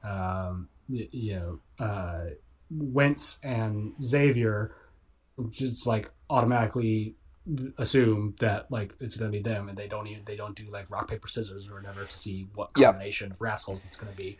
Myron notices this and is like, "Oh, wait, are we not doing this?" And Wentz points out to him that Xavier and him have an undefeated record as a tag team, and so they're just gonna go with that. And Myron looks kind of bummed and sort of dejected about it. I know. Yeah. So odd of choice to me to begin teasing a potential Myron Reed split this early. I would have maybe or any kind of dissension in the group really at all. I would have maybe just had them be friends and buds still, through at least a couple of months. But I mean, it'll be interesting to see. I've said before, I think Myron is by far the best out of all of them. So yes. I would not mind a singles run from him. I would prefer it greatly. But, just booking wise, I don't quite understand the impulse to do this. But we'll see. Well, I do think it's interesting, especially because they originally signed with Trey Miguel, of like what the original plans for these guys were. Was it, okay, we have a trio, and then Myron and or Desmond Xavier is going to be the singles guy. Yeah, right. But now with it being just the 3, especially because, look, I love Myron, as much as you guys, I think Myron's my favorite member other than maybe, if they did I did enjoy Desmond Xavier stuff when he did have that NXT 2.0 run. I thought he was great in it. And but I doubt he's going to get that in AEW kind of thing. Sure. But I love Myron, but he's always been the one out of the 4 that I feels like Trey Miguel and the Rascals always made sense to me. Like, Myron makes sense, but I'm never he never feels like the fully fledged. He's the newest one. His attire is not really like theirs, and he doesn't really wrestle like them. He's a high flyer, but he comes from sort of I don't know. I imagine him as coming from a different era almost of Yeah. indie wrestling than Xavier and Wentz, you know? Yeah, for sure. And so it's always been like, not he's like a sore thumb or anything, but like he's the most different. And so it is interesting to see if they, I don't think they'll do a split. I think they're just, I mean, maybe teasing them. I think they'll always, it's going to be a while before they split. They just got here. I think it'll at least be like another 6 months to a year if they do something. Yeah. But I did think it was interesting, especially because like him and Desmond and Myron only had one match together. It was the Eliminator match. I don't think, did they get pinned in that match? I forget, but yeah, I remember that happening. Certainly, they were all in it at once. But. Yeah. But like again, like they only had one match. So it's like, yeah, he lost one match.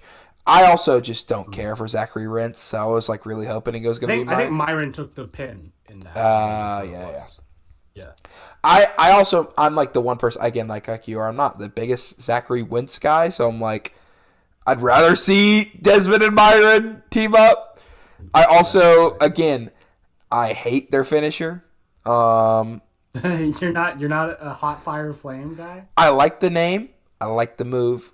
It's the weak. You like the name? That name's awful. I'm fine with it. I'm fine with hot fire flame. You know what it reminds me of? It reminds me of Becky Lynch's hot fire taunt. Hot fire! Jerome back the memory lane. No, I think it's such a signature move. Like it's a move you do and then you don't get the fall. It's just a standing shooting star. Exactly. That's why I'm like, this is the finish. This, like, you guys are like some of the coolest high flyers ever. Like, you have so many moves, and you're like, yes, let me do the standing shooting star press right, push him a little bit. It's a cool looking move. It's not a finisher. Yeah. Maybe in a 2 out of 3 falls match, Right. But like, whatever. I did think it was a good segment. I did like them moving whenever FTR came in and turned on the lights and moving the munchies off the table. Whatever. And I thought FTR was funny. It's like, I really wish you guys would have won. We wanted to beat beat the crap out of you guys. And I like too them not like immediately giving them the title shot. Like, no, why would we give you a title shot? You got to earn those. They're like, okay, we'll make it an eliminator. Then we move on to Young Bucks versus a Swirl. This is the one match I didn't watch on Collision this week. How dare you? Much. Never mind. Yeah, you don't have to defend this, Jack. I know you're a big Vanilla Baby guy, so I can't believe they're called Swirl. Is that how long has that been a thing? Like almost a year, yeah. Really? Whoa, that's good. I like that one.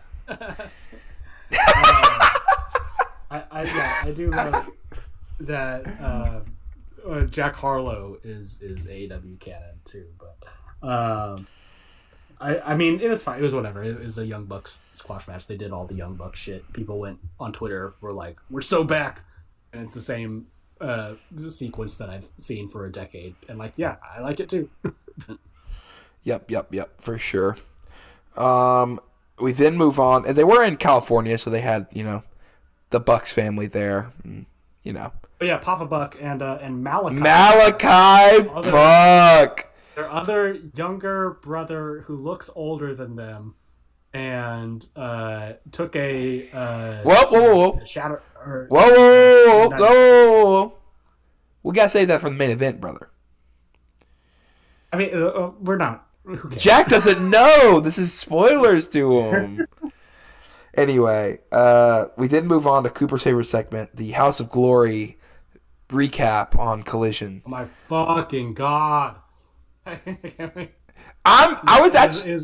It's fine, whatever. I was actually happy that like they did show something between Andrade and MJF, but I was very surprised they showed Zilla as much as they did. I mean, that's what Max was doing on that show, so I guess you got to justify why he was there. Yep, Zilla Fatu. Tony Schiavone said the words Zilla Fatu. Yeah. He said Zilla Strength or something like that.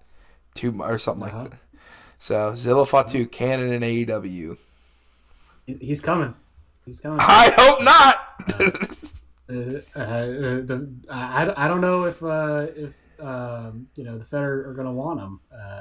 What with all the stuff, but yeah, We have you can Fatu's get away at with that, home. Fatu's at home. You can get away with that in the dub. I think so. What?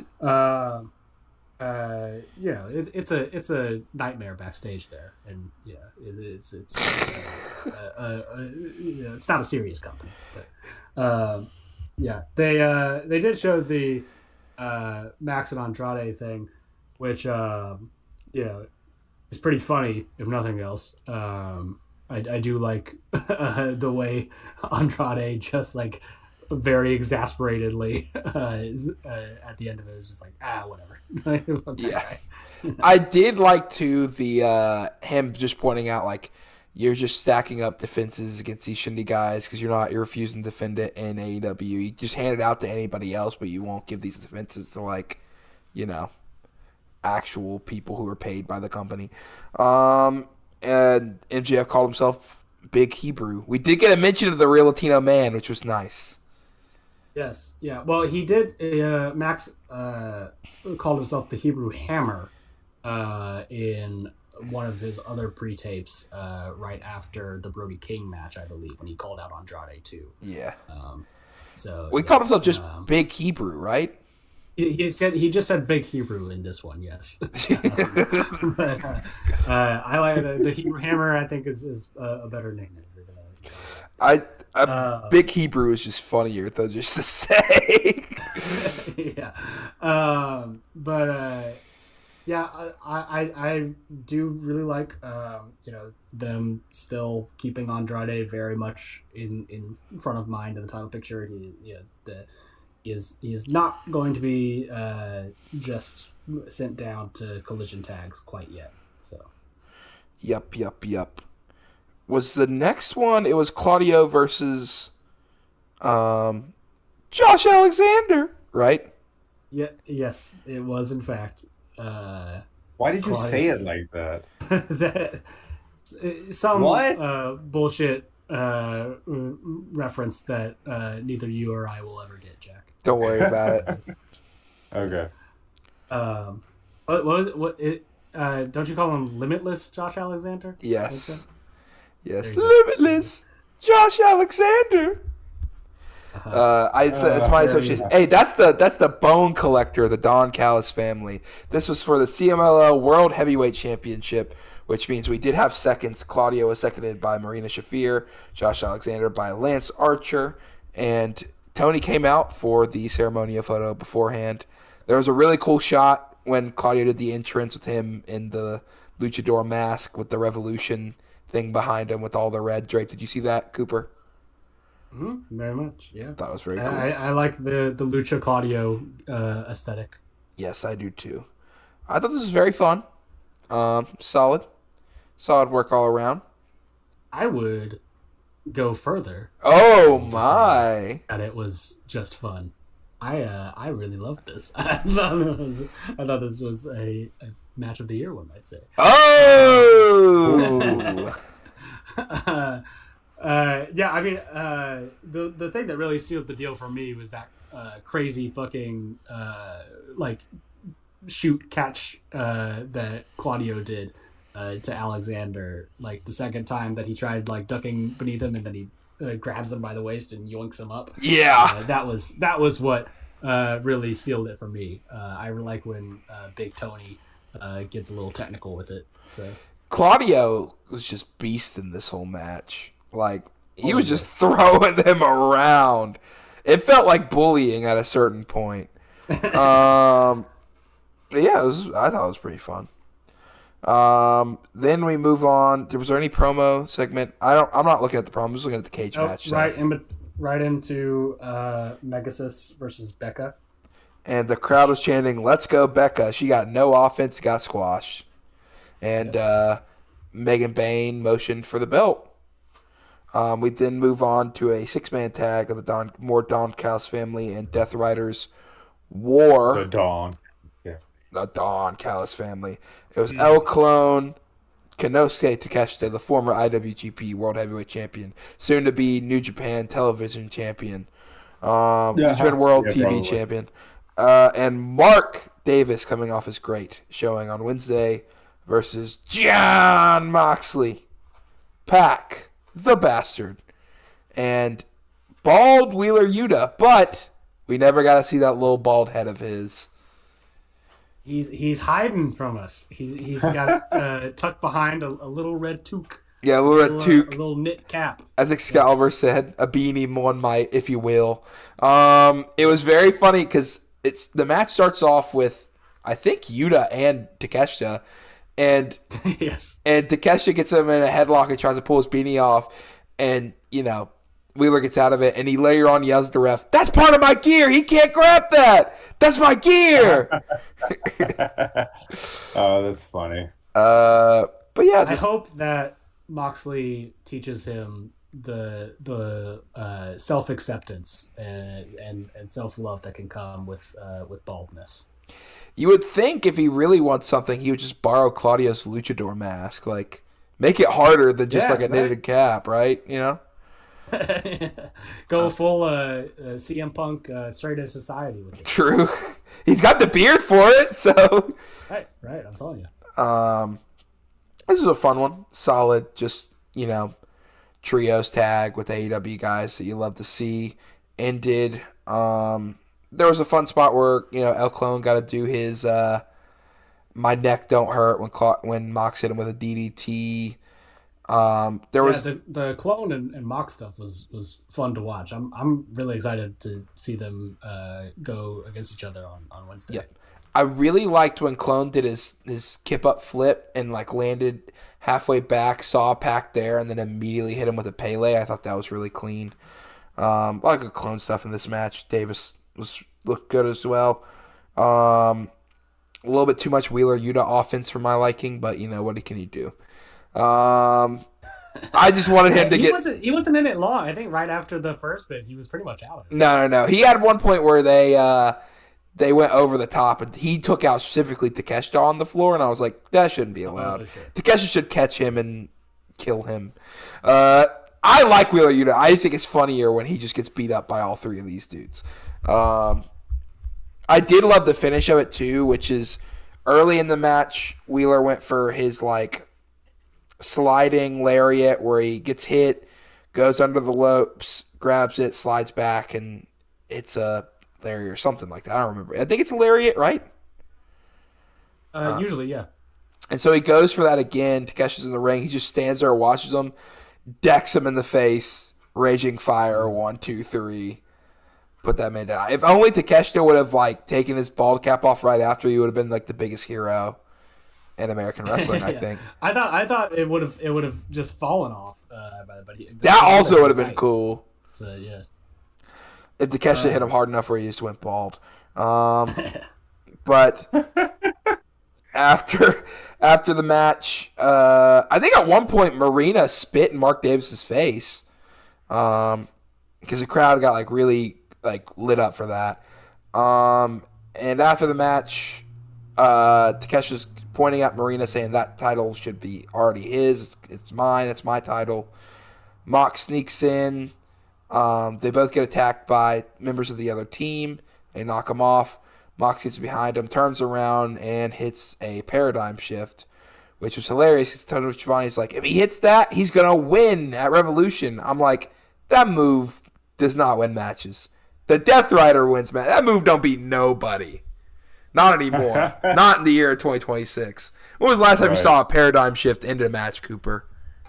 It has been teased several times. I know that for sure. Yeah. But I don't think has ever officially ended a match in at least the better part of 5 years. That's the dirty deeds, brother. For real. That's straight up dirty deeds. Yeah. It won't ever be anything else. We then move on. What did anything you want to say about this match, Cooper? Not really. It was fun. Whatever. Thunder Rosa returning, hometown crowd versus Julia Hart. I don't got much to say about this match. Did y'all AEW fans, did you miss Thunder Rosa?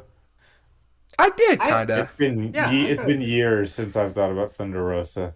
Oh my God. Well, join the club with it's you and Tony Khan. So Hey, don't you worry, Jack. There are dozens of us. Dozens, I tell you. But Thunder Rosa is definitely kind of a interesting case in that I don't think has been injured, at least not in this last she was disappearance. was she? They said she's been injured for the last 6 months. I know she was out when she first dropped the women's title and was gone for like over a year, but this recent one, she's very much become sort of the victim of AEW's continuous stop-start women's pushing. But, she's still a good hand, I think, for sure. And even her stuff is never quite as electric as it was, a couple years ago. But it can't really be because she's not being used. So it's a chicken and the egg kind of thing. Mm-hmm. Yeah. I mean, I was glad to see her back. This match was, Julia Hart was in it, so say what you will. It was not good. We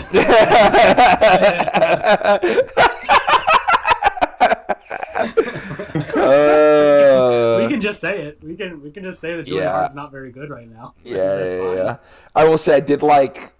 We're not a Stan Twitter account. She tried to attack Rosa for Tekla, and then Stat came out, and like as she walked away, she said, "I ain't done nothing," and I thought that was pretty funny. Did you hear that? I love when wrestlers get vocal. It cracks me up every time. We'll get to that in the St. J match, but I'm glad Rosa got the win. I think Rosa is. She puts her heart on her sleeve, and I always appreciate that. Like, even if her matches don't always click for me, fair enough. Like, yeah. I think she's a great look. I think she was very good for quite a while. I think injuries have kind of hurt that, and her in age, she's old. She's, I think, pretty sure other than Deeb, the oldest woman on AEW's roster for sure. Mother, stuff like that. But I thought she's pretty good. I think it'd be interesting to see her versus Tekla, especially if they had a stip to that, because I think she's great in stipulation matches. And Cooper, can you please quote Tekla's promo after this match with Thunder Rosa? I'd love to hear your rendition of it. I forget what all she said. Mainly, let's see if you can find it. Sometimes they'll quote it here. Oh, I don't think they have it. What was the big thing from it? Well, she was like, Thunder Rosa! And all this stuff. She speaks some Spanish. Yeah, she speaks Spanish. She does, yeah. And she's like, you're one of the greatest women's wrestlers in AEW. And you're like, and the dumbest B1 in the world! I did see that. I was a fan of that. I can't even lie. I was like, Tekla good, man. I like her accent. My thing about Tekla, and like I know I never watched Stardom run due to Cooper, and Jack's like she was so awful in Stardom. Y'all always overstate. I become like a parody of myself. I just didn't like the work. I didn't say she was the worst wrestler on the roster. That is what you said. I'm going to go back and find a quote of you saying that. There's no way that is true. I'm going to go back to WBGL and you're going to be like, yeah, Stardom's awful because Tekla's here and all this stuff. I'm going to find that quote. Play that on the podcast. Anyway, a lot of people were very down on Tekla and Stardom. The internet wrestling community was very down on like she's a terrorist and all this stuff.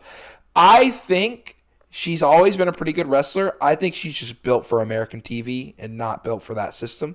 Yeah, maybe. Would you say? I think she's how quickly she's just become a great act in every way on AEW, and like the fans have really taken to her. I think this shows because she's cool. Yeah, she's awesome. Right, like it really is that simple for Americans. Like, you just have to be cool. Like that's it. Yeah. And carry yourself confidently, which she does. Even if like that's what I love so much about even her her promo stuff, because she's got that weird voice. Like, even if what she's saying doesn't necessarily like track right, she says it in such an interesting way that like I'm like, hell yeah, all right, sure. Yeah. But maybe we're going to get a program there. Chris Statlander comes to make a save from Rose getting attacked and kind of looms. And then we go into the main event. I do have something I wanted to say about the Wheeler Unit match that I forgot. Someone said if someone rips off the beanie and he treats it as if he was a luchador that got unmasked, he'll have my early wrestler of the year vote. He just immediately like covers his face. Yeah. But yeah. Anyway, main event: the Rascals versus FTR with Stokely not on commentary, just I guess just wheeling around. But this was all right. It's decent worked match. I actually thought a lot of the Rascals' offense looked pretty good here, which a lot of it got disconnected. I felt like it didn't look good in that first collision match. It was the first match. It definitely seemed like they were trying to actually hit at some point. Yes. I think it's too, like, sometimes when you get two flippy wrestlers, like, it just doesn't work out. And FTR's like, we're going to beat the crap out of you, so if you want to land stiff on us, we're fine with that. Again, right. FTR are good wrestlers. Say what you want about them, they're good wrestlers. And FTR's kind of giving them the business. They try to hit that finishing maneuver, the hot fire flame at one point. Dax gets the knees up. A lot of good tornillos from Zachary Wentz in this match. I thought a lot of those looked pretty well from him. Not like the best thing ever, but I thought pretty decent. I really liked at one point where I think he was going for a like flipping senton on Dax, or normally when people hit that they hit on the side, but Xavier hit it directly on the chest, landed flat on his chest like butt first, and it looked brutal. Yeah. I love when moves look like that. The finish of this match though was it's an eliminator. The Young Bucks come out after FTR had gotten into the face of Malachi, and it might have been the Bucks' kids or Malachi's kids, somebody's kids. It's probably all their kids. Yeah, all their kids just run around. The Bucks come out like every wrestler ever. They're distracted. Dax starts waving them off, telling them he can't, or not. Cash starts waving them off, can't be out there. I think he grabs a chair and starts like walking towards them. And as he does that, the Rascals hit super kicks, which the camera misses, and then hit hot fire flame. 1, 2. By the time Cash realizes he runs back, it's too late. 3. The Rascals get the win. And then they celebrate with the Bucks on the ramp. As they do, the Demand come out, and GOA comes out and starts beating up the Bucks and the Rascals, specifically the Rascals. Then Jack Perry comes to make the save, and he gets wiped out by a flying spirit gun from Ricochet, who was wearing the baseball cap he wears in all his backstage promos, and it comes flying off his head as soon as it was a pretty cool visual. FTR then goes over and starts talking crap to Papa Buck. Papa Buck shoves Dax actually in the back, shoves him again, and then Stokely gives the worst powder job of all time into the face of Papa Buck, kind of. It was so bad that it was like all over his pants afterwards. Did you see that, Cooper? Yes, I did. It was pretty funny. They rip Malachi out of his seat and bring him into the ring. I really liked the struggle. Again, you could see those wrestler boots were still there at some point of like Malachi trying to get out of it because it looked like a real person struggling. Yeah, for sure. He sold it really well. Yep. And then they hit him with the Midnight Express stuff pile driver, assisted stuff pile driver. That FTR sometimes uses to win the match, most of the time uses as like a false finish. And when they do it, Dax takes Malachi's glasses and is wearing them. And so they hit it. Malachi sells it like he's dead, and there's just like an image of like Dax with wearing glasses, smiling, which is pretty funny. The Bucks finally get back in and are trying to check on his brother, not even trying to fight anymore. And they start the heels start walking out. Rascals are knocked out, so it's outside the ring. They're wheeling Big Stoke back up. He runs into, I think, maybe Desmond Xavier, and starts trying to give him the boots from his wheelchair. And as he's doing this, Cash is going, "Don't exert yourself! Don't exert yourself!" Or no, it was Cash. Cash, "Don't exert yourself!" And then he kept trying to do it. And they kept doing that, and finally they just walk away. And they're like, "This is what you get. This is what you get when you kick Big Stoke in the face." Big Stoke also had like a fake black eye thing and all this like makeup on his face, which is very funny. But yeah, I mean, I thought it was a solid way to end Collision. I did really like the Malachi angle, even if they kind of botched the what's it called job, you know. I thought, you know, use those people who were former wrestlers as much as you can, who people have no idea who they are, you know, because most people don't know that the Young Bucks has a third brother that wrestled in PWG, you know. I straight up forgot. Did he wrestle? Yeah, he wrestled. Was a thing I did not know that. The third Buck brother, Malachi. Yeah. I'm pretty sure he wrestled in PWG for like a little bit, you know.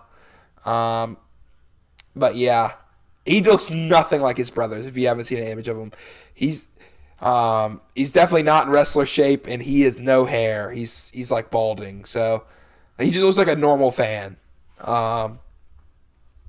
But he doesn't have to see. Yeah, he's been out of it for over like a decade and a half, probably like 10, almost probably. We're closing in on 12 to 15 years, if I had to guess. Right. He was never as big, I think he did it probably. He probably was into it and did it once he saw his two brothers, you know, doing it. Yeah. But you know, I will say this though, I am very excited. He's got to get his heat back. He's got to, you know, even the score. So. Yeah, brother. He's gonna hit Dax with that pile driver. Yes, the return of Malachi Buck to Malachi. NJPW. Max and Jeremy Buck. But yeah. We then move on to It's Jack Time, baby. The island of Japan. The island of Japan. We're flying on over with a dash of the country right below us to start in Mexico. Yeah. I actually, frankly, do not have. I mean, for Fantastica Mania, I've watched all the shows, and I don't feel like there's just that much to talk about. I mean, it is. That's not nobody's favorite tour. Yeah, and that's not to say it's been bad. It's just, you know, storylines obviously come to a crawl at Fantastica Mania, which is by design. It's more of a fun little sideshow than the anything serious. Well, what storylines do you need other than the prestigious Fantastica Mania tag tournament? That's true. Prestigious. The very well known, yeah, and the Black Cat Memorial match, of course. Well, I'll just say some things that have been fun. I think the funniest thing that happened is that, like, it feels like it feels like House of Torture and Show specifically are trying harder for Fantastica Mania than they ever do for anything else. They're actually like wrestling like proper like trios matches with the CMLL talent. That's making me sort of laugh a little bit. Little Guerrero got into Show's ear. And I know. Like, hey, you have to calm down. He said we're not doing that. He did some old like Power Junior shit in the match. I was like, you cannot be serious. This is not happening on Fantastica Mania.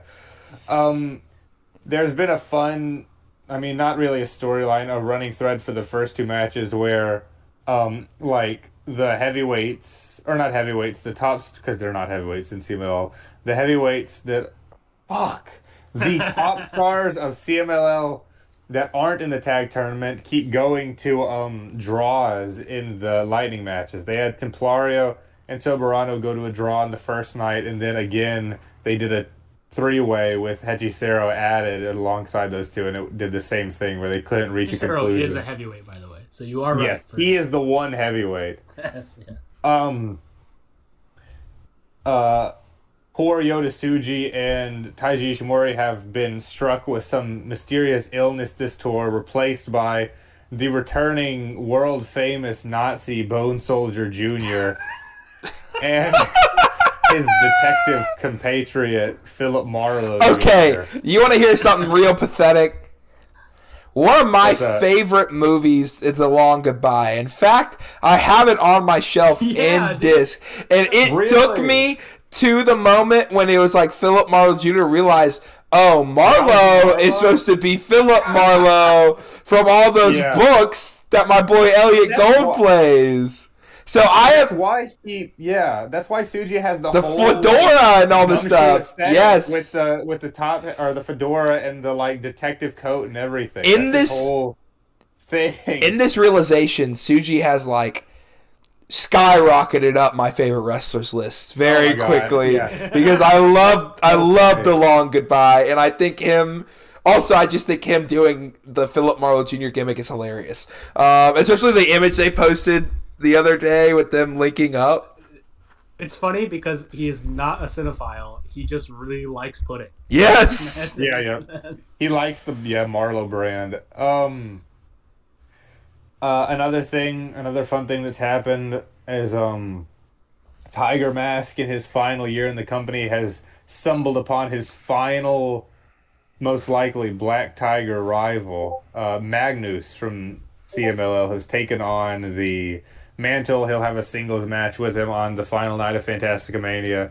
And I love the design of this current iteration of Black Tiger. He's had two really sweet masks so far, and I don't know much about Magnus. I actually like Averno more from their tag matches. I think he sticks out more, but both of them are good. They're good, fun, standard Rudos, and I am excited actually for that singles match, which is funny because I never thought I'd be excited for any Tiger Mask match for this entire sort of retirement thing, but I don't know, they've gotten me at least invested enough to say I'm looking forward to it. It is funny. The main thing I know about Magnus is that he got absolutely aura destroyed by Andrade on a random collision. It was the start of this Andrade run. I mean, like, he got nothing by the crowd. He was the first victim of the great Andrade mogging era. Yes. That's funny. He's definitely been bumped up a notch with the new gimmick. For sure. Master Wato has come out every night wearing like a big poncho and sombrero. That's been pretty fun. They've been doing like silly shit with Taguchi, or the Masked Pharaoh, I suppose. Yeah, his Pharaoh buddy has come. He brings it out every year, yeah. And he is like, what happened to the horse one? I don't know. That one's better. Yeah. And this is like, it's funny because his mask is just like a cheap fucking Party City plastic mask with a drawstring.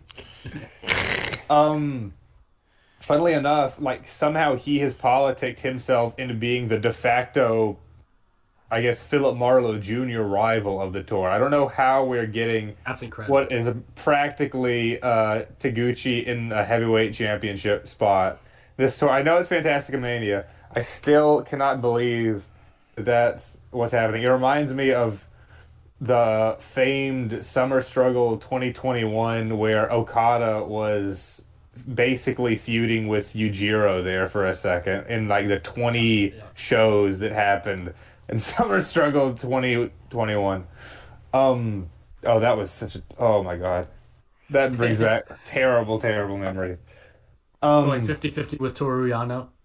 Yeah, for real, bro. Holy shit. I like Valiente Jr. I like Stigma. Those are two guys that I've not really seen before that I kind of became a fan of. Hijo del Stuka Jr. is okay. I love Atlantis. I know we've talked about Atlantis. New Atlantis, of course. Atlantis Jr. I like him a lot. I know I've talked about him before. Awesome. I've heard that they've kind of turned on him in the actual CMLL sphere, but he's cool to me. Oh, CMLL fucking all the smarks hate Atlantis Jr. What's wrong with him? He seems like a nice guy. They just think he's a nepo baby who Oh my God, that's like the whole thing in Lucha. I know. That's everyone. It's so fucking rude. Oh my God, whatever. Sorry, you lost that's again. Better luck next time. Yes. The tournament finals ended up being Black Tiger and Averno versus Místico and Mascara Dorada, which is what you probably could have predicted from the jump with the big the biggest TL team versus the biggest babyface team. So that's going to be the final on February 27th. I'll run through the cards for the doubleheader in Korakuen real quick. No, the final is actually it's tomorrow in Narita, Osaka. It doesn't factor into the Korakuen shows. So that's tomorrow. But I don't think anything else interesting is happening on tomorrow's show. So I will go on ahead and just preview these Korakuens real quick. Yeah. And then we can move on to the New Beginning USA and New Japan Cup for a little bit. On the first night in Korakuen, we've got Futuro Valiente Jr. and Mastor Yasuda facing Wado, the Masked Pharaoh, and Tatsuya Matsumoto. Then we've got Shomokato's send-off series, a singles match against Titan. I haven't mentioned Shomokato's 2 matches so far, because frankly, I actually didn't like them very much. But I don't think it's really his fault. That's been the word that I've been seeing is he's not looked as good. He's not looked great. He's just having a hard time, like, calling his spots and like keeping up with the pace. You can tell that he's hesitating with a lot of stuff because of just how fast the luchadors kind of go, and I don't blame him for that. I mean, that's probably a hard thing to get used to for such a young wrestler, and I think it's something he'll adapt to. But he's definitely been slowing down the matches he's been in. It hasn't been that he's been doing anything particularly bad. It's just that he's clearly not like thinking quick enough for the luchadors. So yeah, he's up against Teton on the 26th. Then we've got Tiger Mask, Okamura, and Kojima versus Black Tiger and the House of Torture team of Yujiro Takahashi and Yoshinobu Kanemaru. That should be a fun Rudo trio there. Then we've got United Empire, Zane J and Templario up against the Old Fucks team of Takagi and Ultimo Guerrero, who I'm sure share plenty of similarities outside the ring as well. I am not one to speculate about the political leanings of Ultimo Guerrero, but yeah, they are meant for each other. Yeah. Then we've got Stigma, Atlantis, and Mystico versus Soberano Jr., Hijo de Stuka Jr., and Sho. Then we've got CMLL Historic Light Heavyweight Championship defense. Atlantis Jr. defending against Averno. Like I said, I've been pretty impressed by Averno. I've heard that, he's kind of just a regular mid-card heel, which, he seems like it, but he's good at it, and I like him. He's been fun to watch this series. And then in the main event, we've got a singles, 2 of the, real top guys in CMLL just doing a regular mano-a-mano clash with Mascara Dorada versus Hechicero. There's not really been any build to this match other than, like I said, they're big babyface versus big heel. And It's gonna be so unless fun. it's been an AEW. No, it is not Okay. an AEW. Then yeah, it's just those 2 going up against each other, and that'll be really fucking good. In the 27th, now this is kind of funny actually. So the final night of Fantastica Mania is the 27th, which is the same night as the New Beginning in USA. So it'll really be like, oh yeah, we wake up to Fantastica Mania, and then we end the night with New Beginning. Well, What? I will. I don't know who else will. What? Yeah, because so much. I mean, the roster is just split. Like Ishimori and Tsuji were on this tour, but they're just leaving early to get to the U.S., and everyone else isn't on the show in the U.S. Ah, okay. So there you go. Yeah. We've got the final Shomakato match on the 27th, which is him versus the aforementioned Averno in a singles match. Then we've got 8-man tag action, Stigma and Master Wato, Yasuda and Matsumoto versus Hijo de Stuka Jr., Yujiro Takahashi, Sho and Yoshinobu Kanemaru. And then we've got that singles match, Tiger Mask versus the new Black Tiger Magnus. A Relevos Increíbles match. I guess not. I don't know whether or not it's going to have the captain rules. I don't know. I have no idea. But they have to wait for the wire transfer to go over to Japan to tell them. Right. But that, anyways, is the Atlantis father and son team and Masked Pharaoh Taguchi versus Hechicero and Kozimax. That's Kojima and Okamura. And then we've got Mascara Dorada, Valiente Jr., and Futuro versus the Unbound Co team of Titan, Shingo, and Daiki Nagai. And then we've got a Templario versus Ultimo Guerrero, mano a mano. And then in the main event of Fantastica Mania's final night, a CMLL World Light Heavyweight Championship defense as Mystico goes up against his current greatest rival, the top heel in Mexico, Soberano Jr. That should be something really special. I remember last year it was I don't remember fucking what it was, but the final main event of like Fantastica Mania last year was something really special too, and I expect this to be a match to watch at least if you don't watch anything else on the tour. Mm-hmm. And then what do we want to do?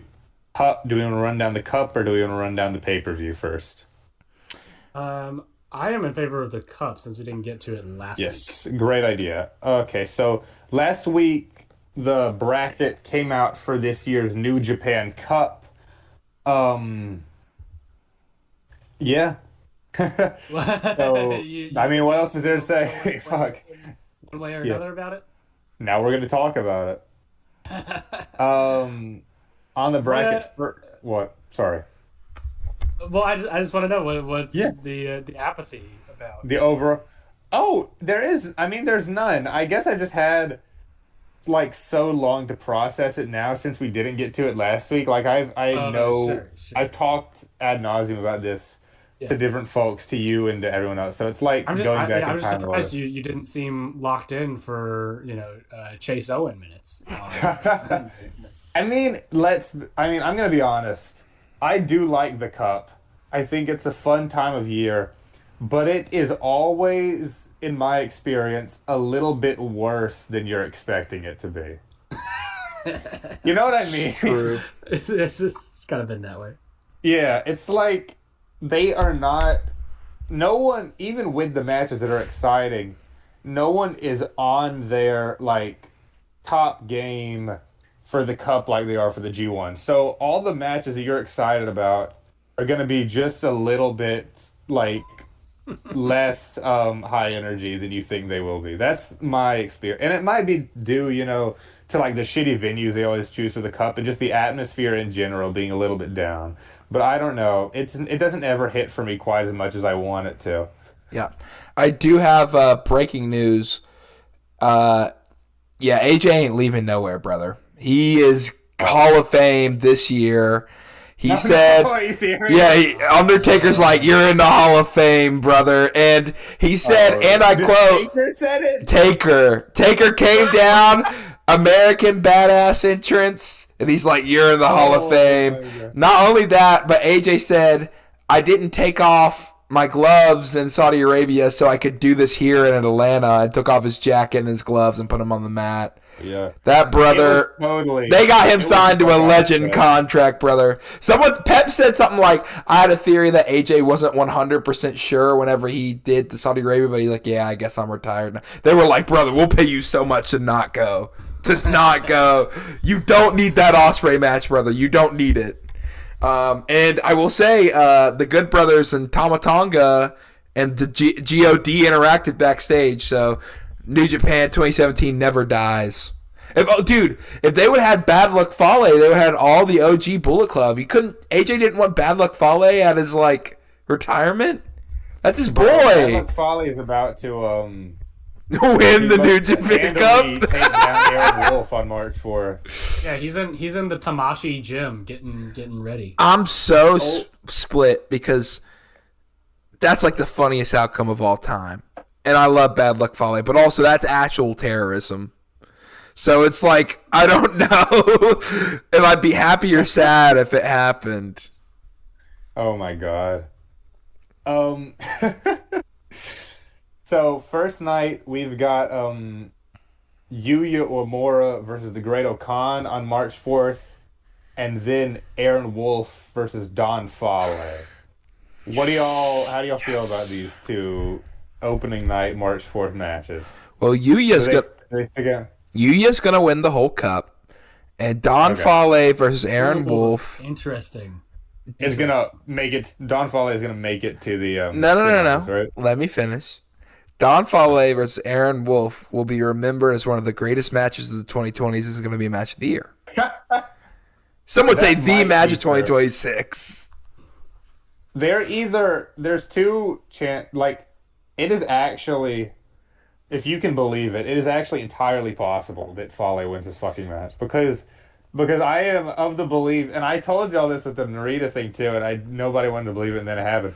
Like, they can so easily drag this Aaron Wolf versus House of Torture shit all the way to June, and and it would be so easy to have him lose here, and then like singles match on the finals show or singles match at Sakura Genesis with fucking Fale. They had Oleg face Fale in a singles pay-per-view match this past year. It is not beyond him to make it onto a main card anymore. But I think realistically that it's probably just there for Wolf to do like some big power move spot and then beat him. We'll have to wait and see though. On the 5th, we've got an old rivalry sort of reignited with Shingo Takagi versus... Oh, wait, no, I'm fucking wrong. I thought it was Takagi versus Taichi. Takagi is the guy that Wolf versus Fale will, face. I hate this stupid buy format. It's so annoying. It's like horribly. I have the Sport of Pro Wrestling challenge. Yeah, that's probably easier to...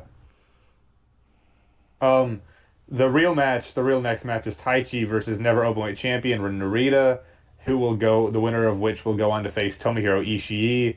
I really hope that Taichi takes it, but I think realistically that is not happening because, championship stuff, and they always, in the cup, like to tease, like, tag team showdowns, and they never fucking happen.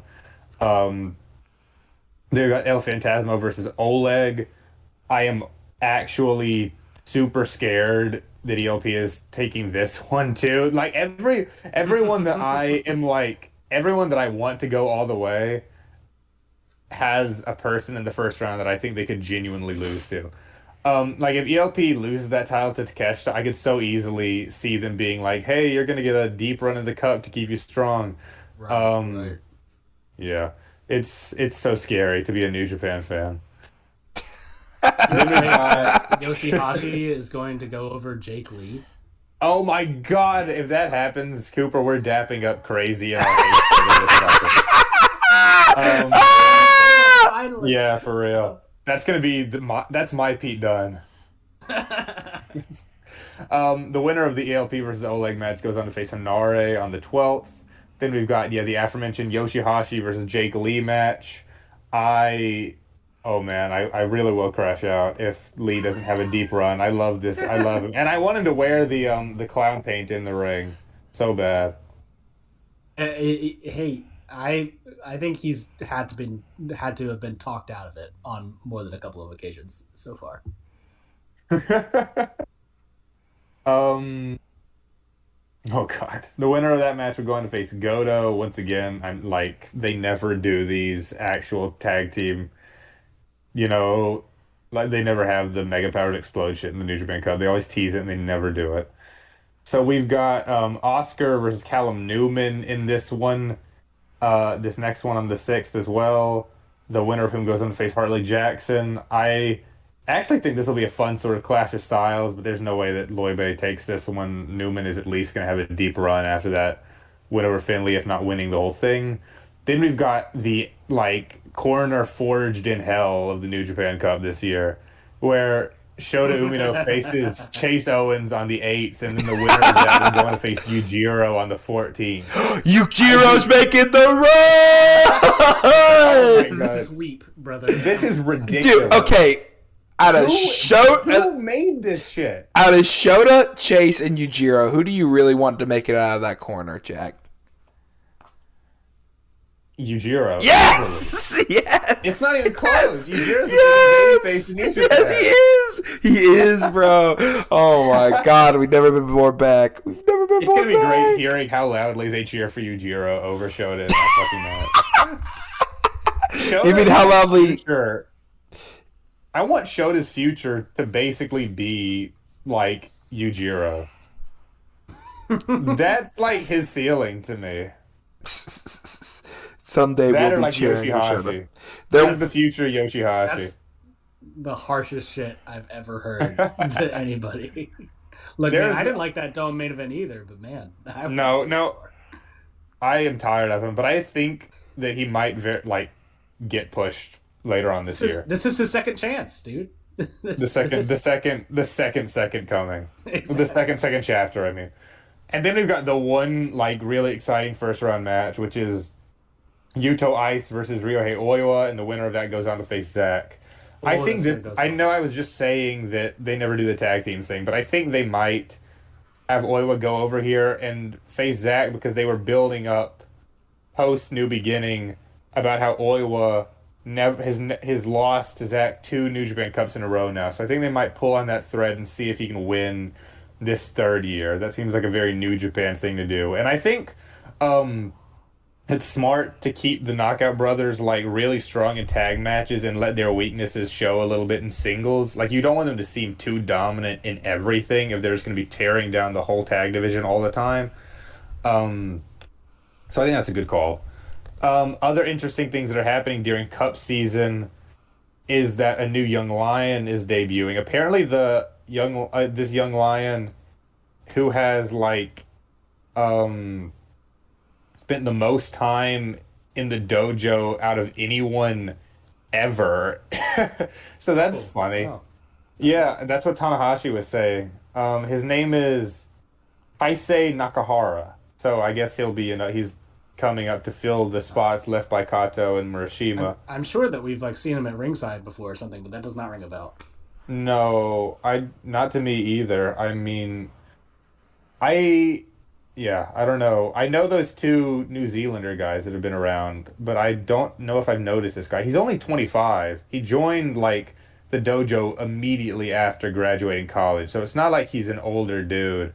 But yeah, I think he has been in the dojo for 3.5 years now, apparently. I don't know why it's taking him so long. Yeah.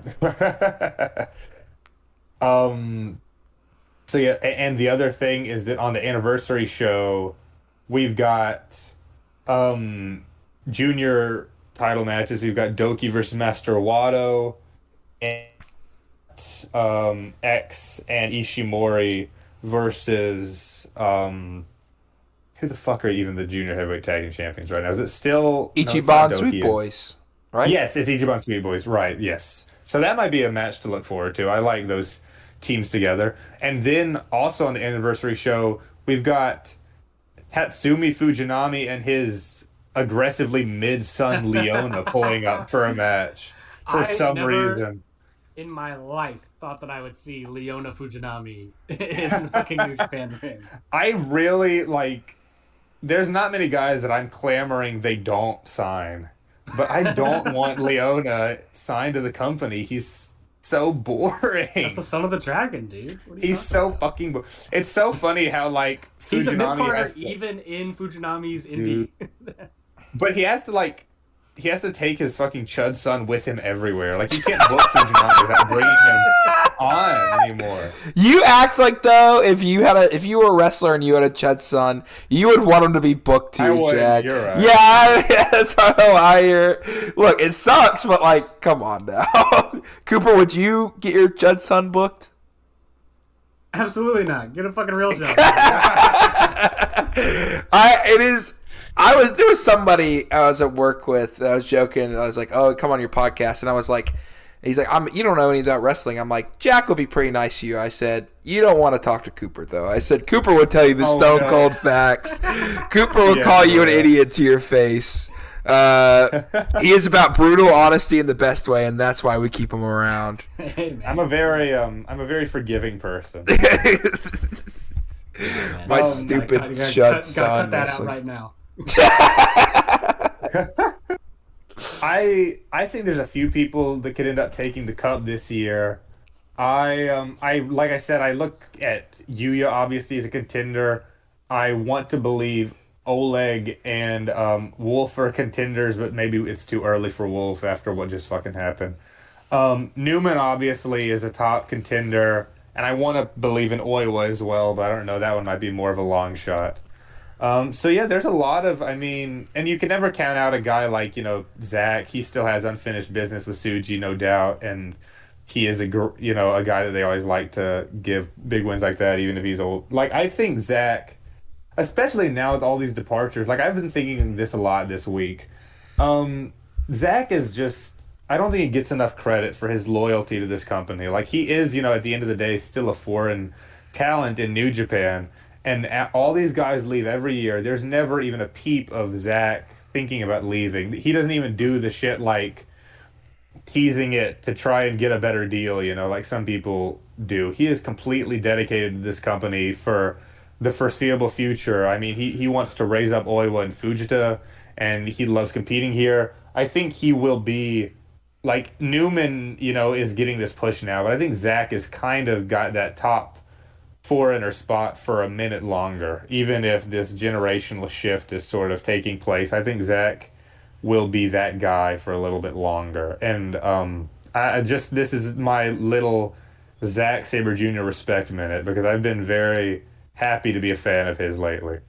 I think we'll see Zach in a New Japan ring for 15 more years. May not be in a prominent spot, but I think he's going to be the one foreign legend, much like as we have like Kojima and all these people who come out and make sporadic appearances and for tours and stuff.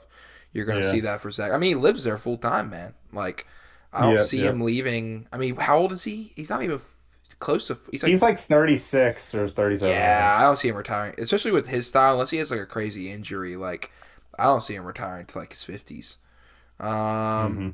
Him and Hartley are going to become old men there together who should certainly not be wrestling. Yeah. But I guess New Beginning, USA?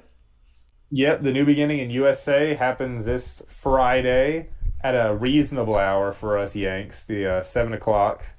Opening match, Fred Rosser versus David Finlay. Yeah, Mr. No Days Off.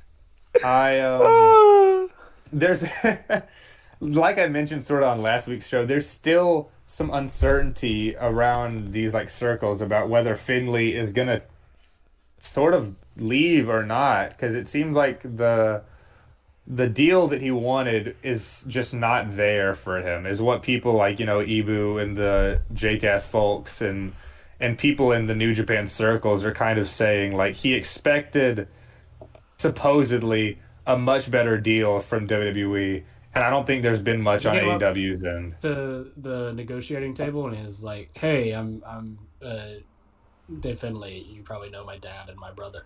And they're like, "Who's your dad and your brother?" Oh yeah, they're like, "What do you know? What is Brogan's name? What is Brogan's name? Uriah Connors. Yeah, what do you know about Uriah Connors?" Well, he's funny because Brogan's been tweeting on Twitter. He's like, "I'm the only fourth generation wrestler," or something like that. That's the Chud son over there. I heard that they lowballed Finlay for WWE. Yeah. I don't even think he's on AEW's like I don't think AEW's even interested in signing him. I think they'd rather just keep him in New Japan.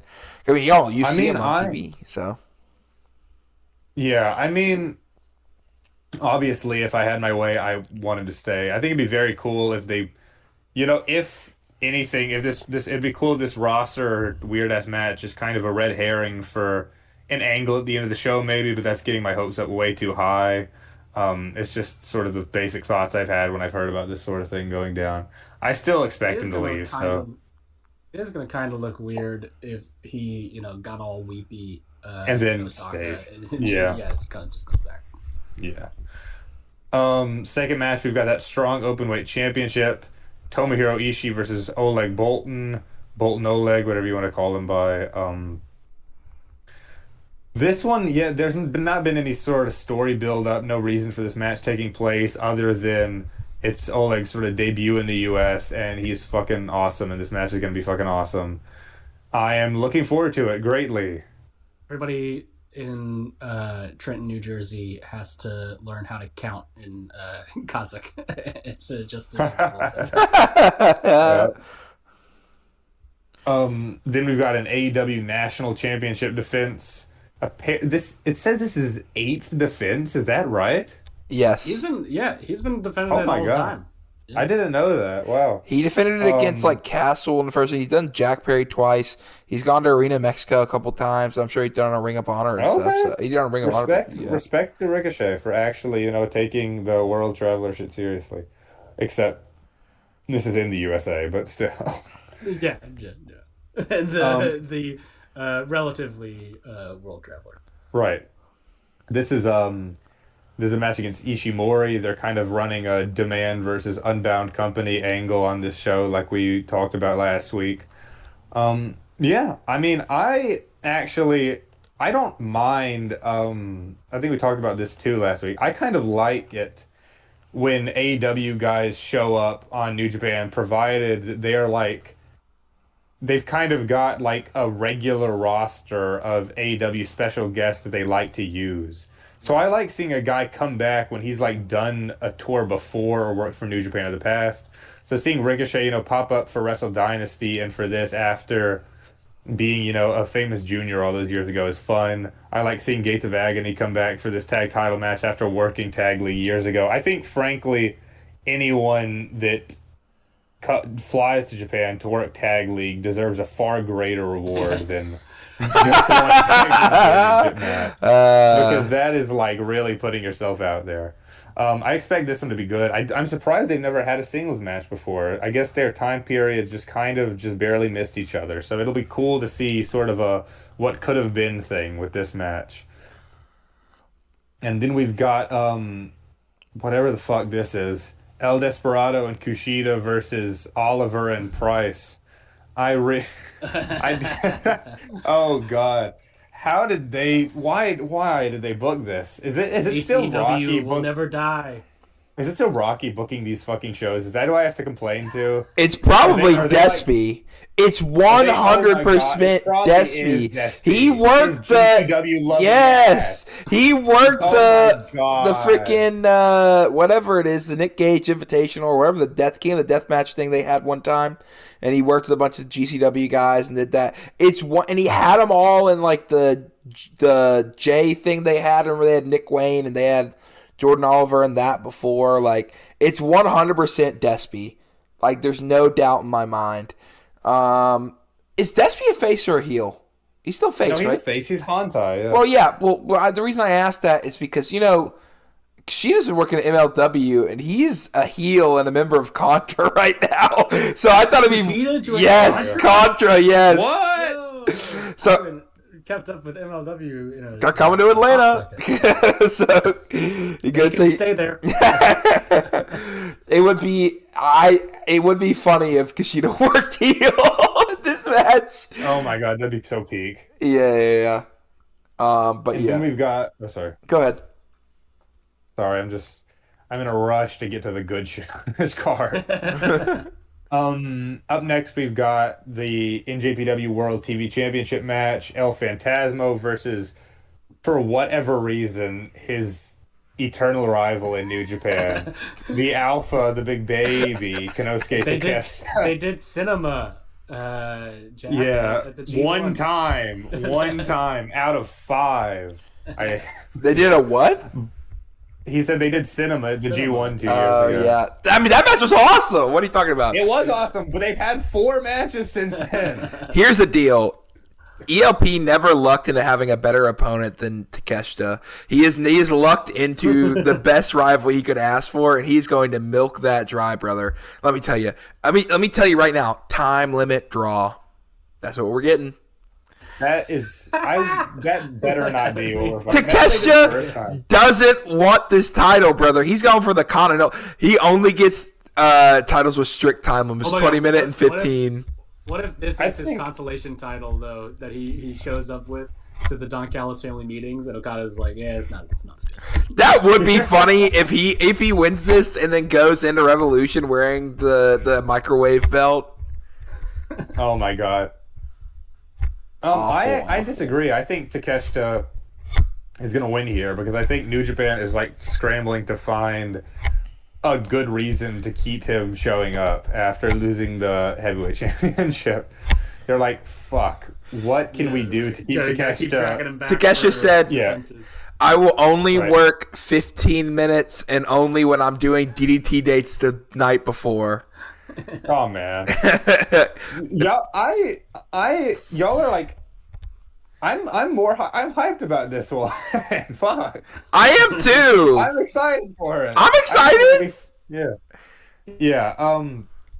I think the TV championship could be a good deal for Takeshita. I think he works good sprints, and I think it'd be fun. I mean, obviously it's below his pay grade, but it'd be fun. I don't know. It'd be a fun change of pace for him. This guy, and I want him to keep showing up. Hated him as the world champion. Could not get him off his screen faster. And he's like, yeah, he can have the championship that nobody cares about. I think this would be good for him. Go for the world championship to the television one. I think he should resurrect the KOPW championship and create an 4 cups of rice eating challenge. Honest to God, if this actually was the KOPW championship, I'd be so much more hype.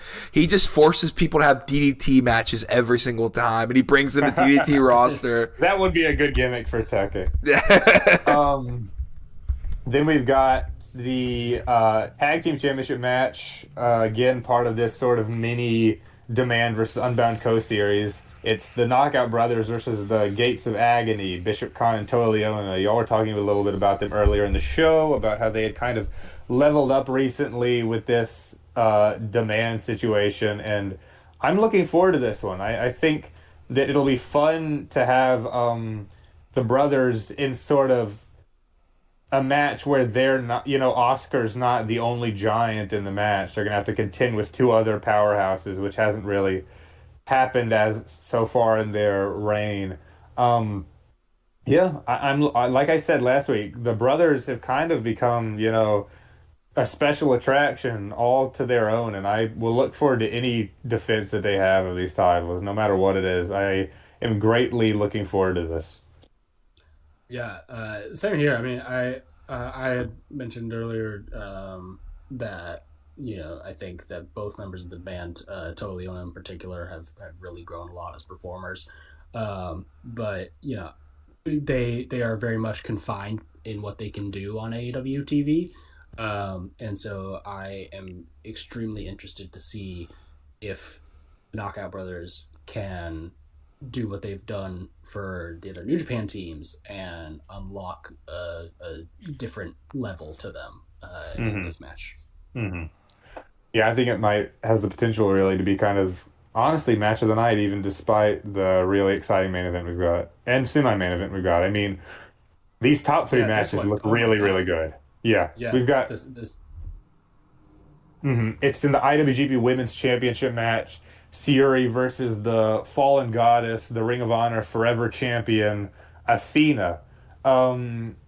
This one should be really, really good. I don't think these two have ever faced each other before.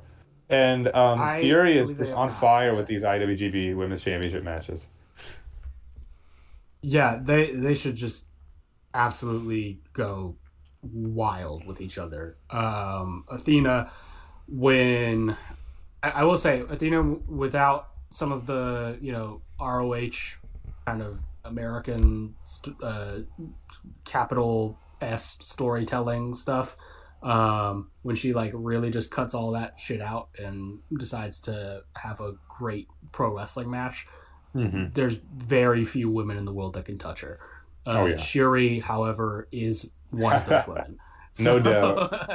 I am very interested to see what that looks like. Yeah. I think it should be really, special. And I just I hope that frankly, I hope that the crowd gives it what it deserves, because I could easily see Oh them being God, kind of, yeah. that's a very real fear. Yeah, because this is really I mean, like I said, all these top three matches are great, but I love Siri. I love the IWGP Women's Championship. It's had a great, 2025 of it has a great 2026. And I mean, I'm really looking forward to it. Logan, I'm sure you are too. Of course I am. Of course. Why wouldn't it? It's two of the greatest women's wrestlers alive today. Probably top 5, top 10 at least. Even if you're blind, and can't watch wrestling, you hear the sounds of Shuri's kicks. You know what I'm saying? How can you not be excited for this match? I just hope it gets the time it deserves, especially because it's on a strong show, brother. I'm going to need Athena to get Mercedes minutes, all right?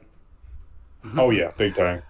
Dude, imagine, though, also, if I'm assuming that we're anticipating that Shuri retains here. Probably, but I wouldn't count on it. Yeah. Well, if Athena wins it, and potentially, depending on whether or not the sun and moon can align to get her to actually commit to a date for once, if we get a Suri versus Athena match out of this, Yeah. Oh boy, That'd be good. Yeah. I don't want to get my hopes up though. No, I mean, that would be really good shit. In the main event, we've got, for the IWGP Global Heavyweight Championship, that is the Foreigners Consolation Prize Championship. We've got the Gene Blast, the very possible new ace, the pudding master himself, Yoda Tsuji, defending against the financial backer of United Empire and a real Latino man, Andrade El Idolo. I cannot wait for this one. I think these guys' styles are gonna. Yeah, you're so. I think these guys' styles are gonna mesh. I'm sorry. Go ahead. You think these guys? You think these guys' styles are gonna mesh? They're gonna mesh really well. Tsuji has had, spent a lot of time in Mexico. He clearly admires the lucha style. Andrade is one of the greatest, modern luchadors who has evolved to sort of incorporate hard-hitting, strong style sort of New Japan main event aspects to it. Both of them know what makes know aspects of each other's game and dabble in it. So and I think the story sort of behind the match is great. I love Andrade going on this exciting world tour, since leaving WWE and becoming really one of the most talked about wrestlers in the world. I'm excited to see him face off against, the top New Japan wrestler in the world right now. I think it's cool, the story of Andrade being one of the early IWGP Intercontinental Champions soon after Tsuji finally did away with that belt and made the global title the official replacement. I think it's cool that he's a former Ingobernable, of course, who's kind of left to do his own thing. Tsuji obviously trying to get rid of this foreign influence in Japan. I'm not even memeing. That's part of the storyline. That's genuinely become part of the storyline, which is hilarious given that they're New Japan has their actual world champion saying on air frequently that he does not like their, biggest and most lucrative partnership that is defined. There's every single match on this card has an AW guy in it except for the Roster versus Finley match. He's been talking to Shingo too much backstage. Mm-hmm. Yeah, for real. Yeah, I mean, I think this has potential to be really a very talked about match. I hope that, like New Japan USA shows always, I hope that they can sort of give it what it deserves, with the crowd and with the production and all these different aspects that can take away from it if they're not careful. But I kind of have hope that with this new branding this like relaunch of the US brand, that they might put a little bit of effort into it. I'm at least coping, if not hoping.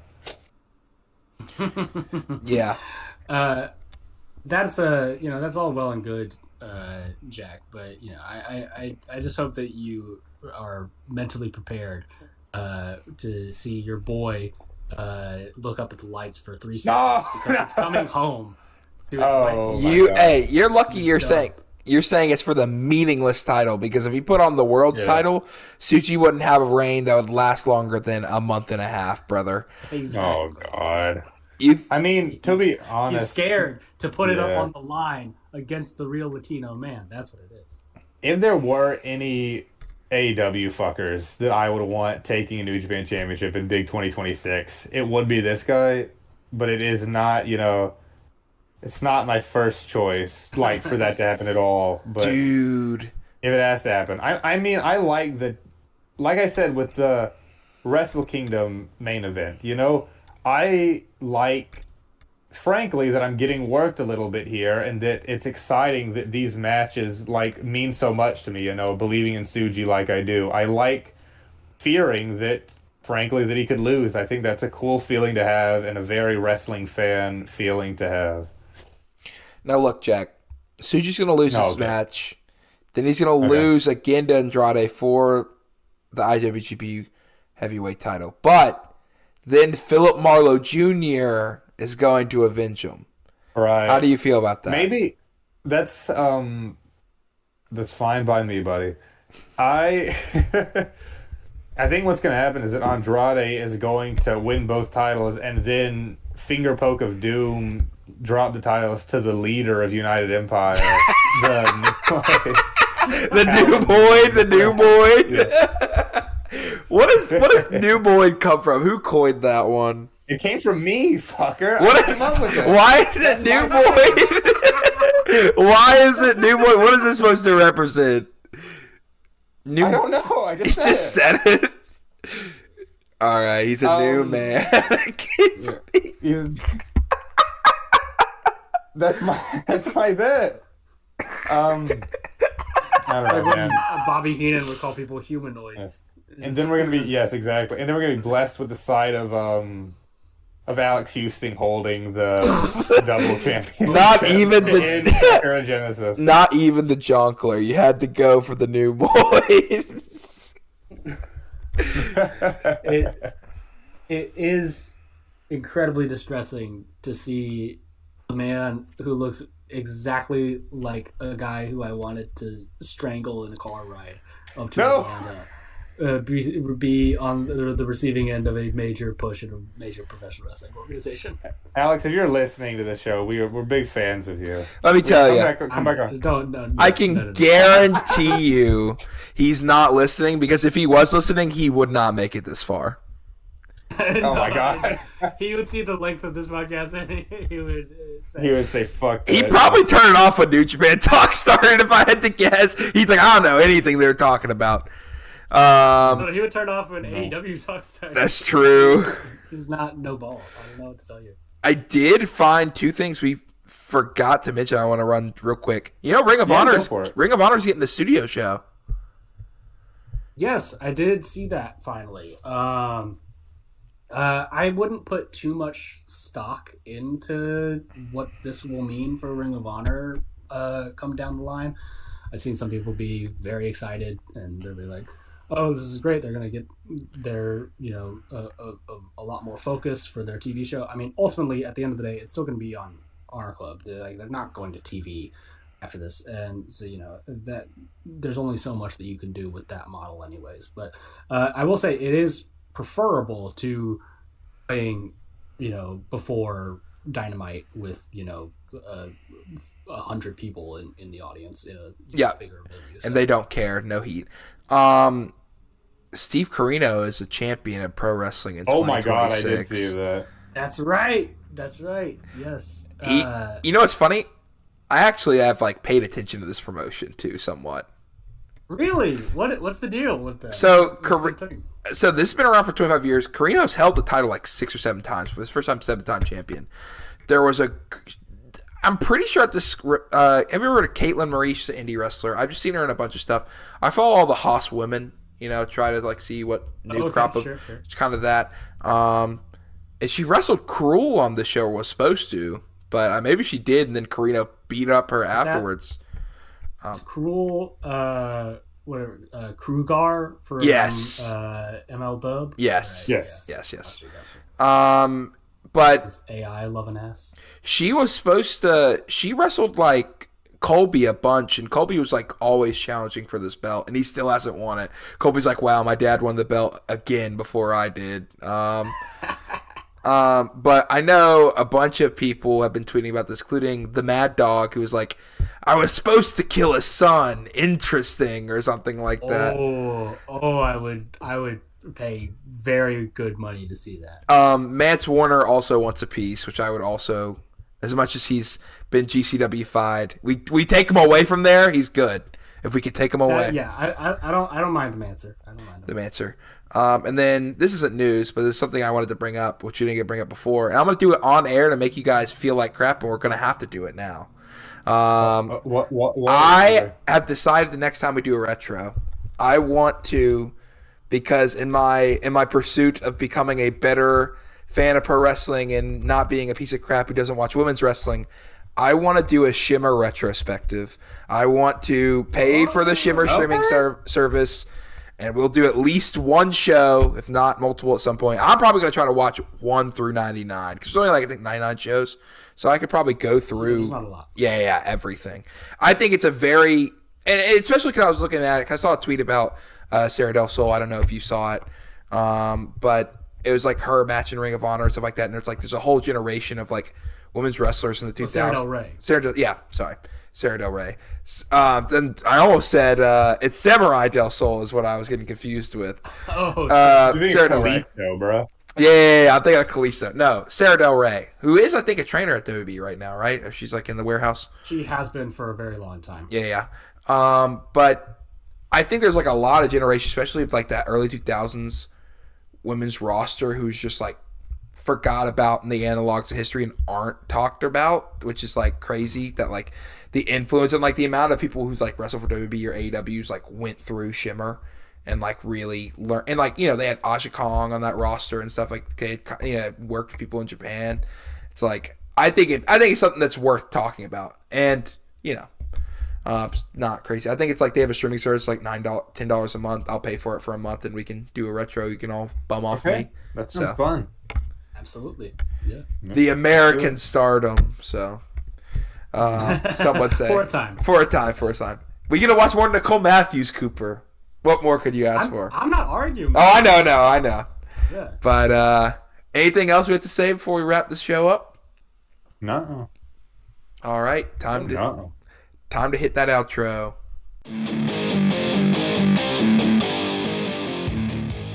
Thank you listening to Strongest Style, a pro wrestling podcast. That has been it for this week, but we will be back next week for another couple hours of rousing wrestling content. If you want to follow us on social media, you can follow the Twitter at Strongest Style. Me and Cooper have been tweeting on that. Cooper's been actually doing show tweets, and I've been just putting up random stuff from time to time, slandering Cooper mainly. Jack's going to get on there too, don't worry. If you want to follow us specifically, you can follow me at Logan Hurston. You can follow Jack at Average Darth. Cooper doesn't have social media, but Cooper, any last words? If you guys aren't following us already, aren't subscribed already, you have to now, if nothing else, just to see if Logan will truly beat the allegations this time. What? What? Wait, whoa. Oh, I get what you're saying. I get what you're saying. You know. Not the ratings. We all know. Ratings poison. We all know deep down. Ratings poison. I hope that's it. I hope it's not anything else. But He'll come out. You just can't say that, man. You just can't. Keep in mind, I'm a groomsman for Jack and his wedding, and there's some allegations about me that's gonna come out. All right. But you can find us on Spotify, Apple, YouTube. If you are listening on YouTube, please like and subscribe. If you don't listen on Spotify or Apple, you should still like and subscribe on YouTube. And we will see you guys later. Get ready for March Madness. Get ready for a great month of March for Strongest Style. And goodbye. Mwah. And good night. Bang.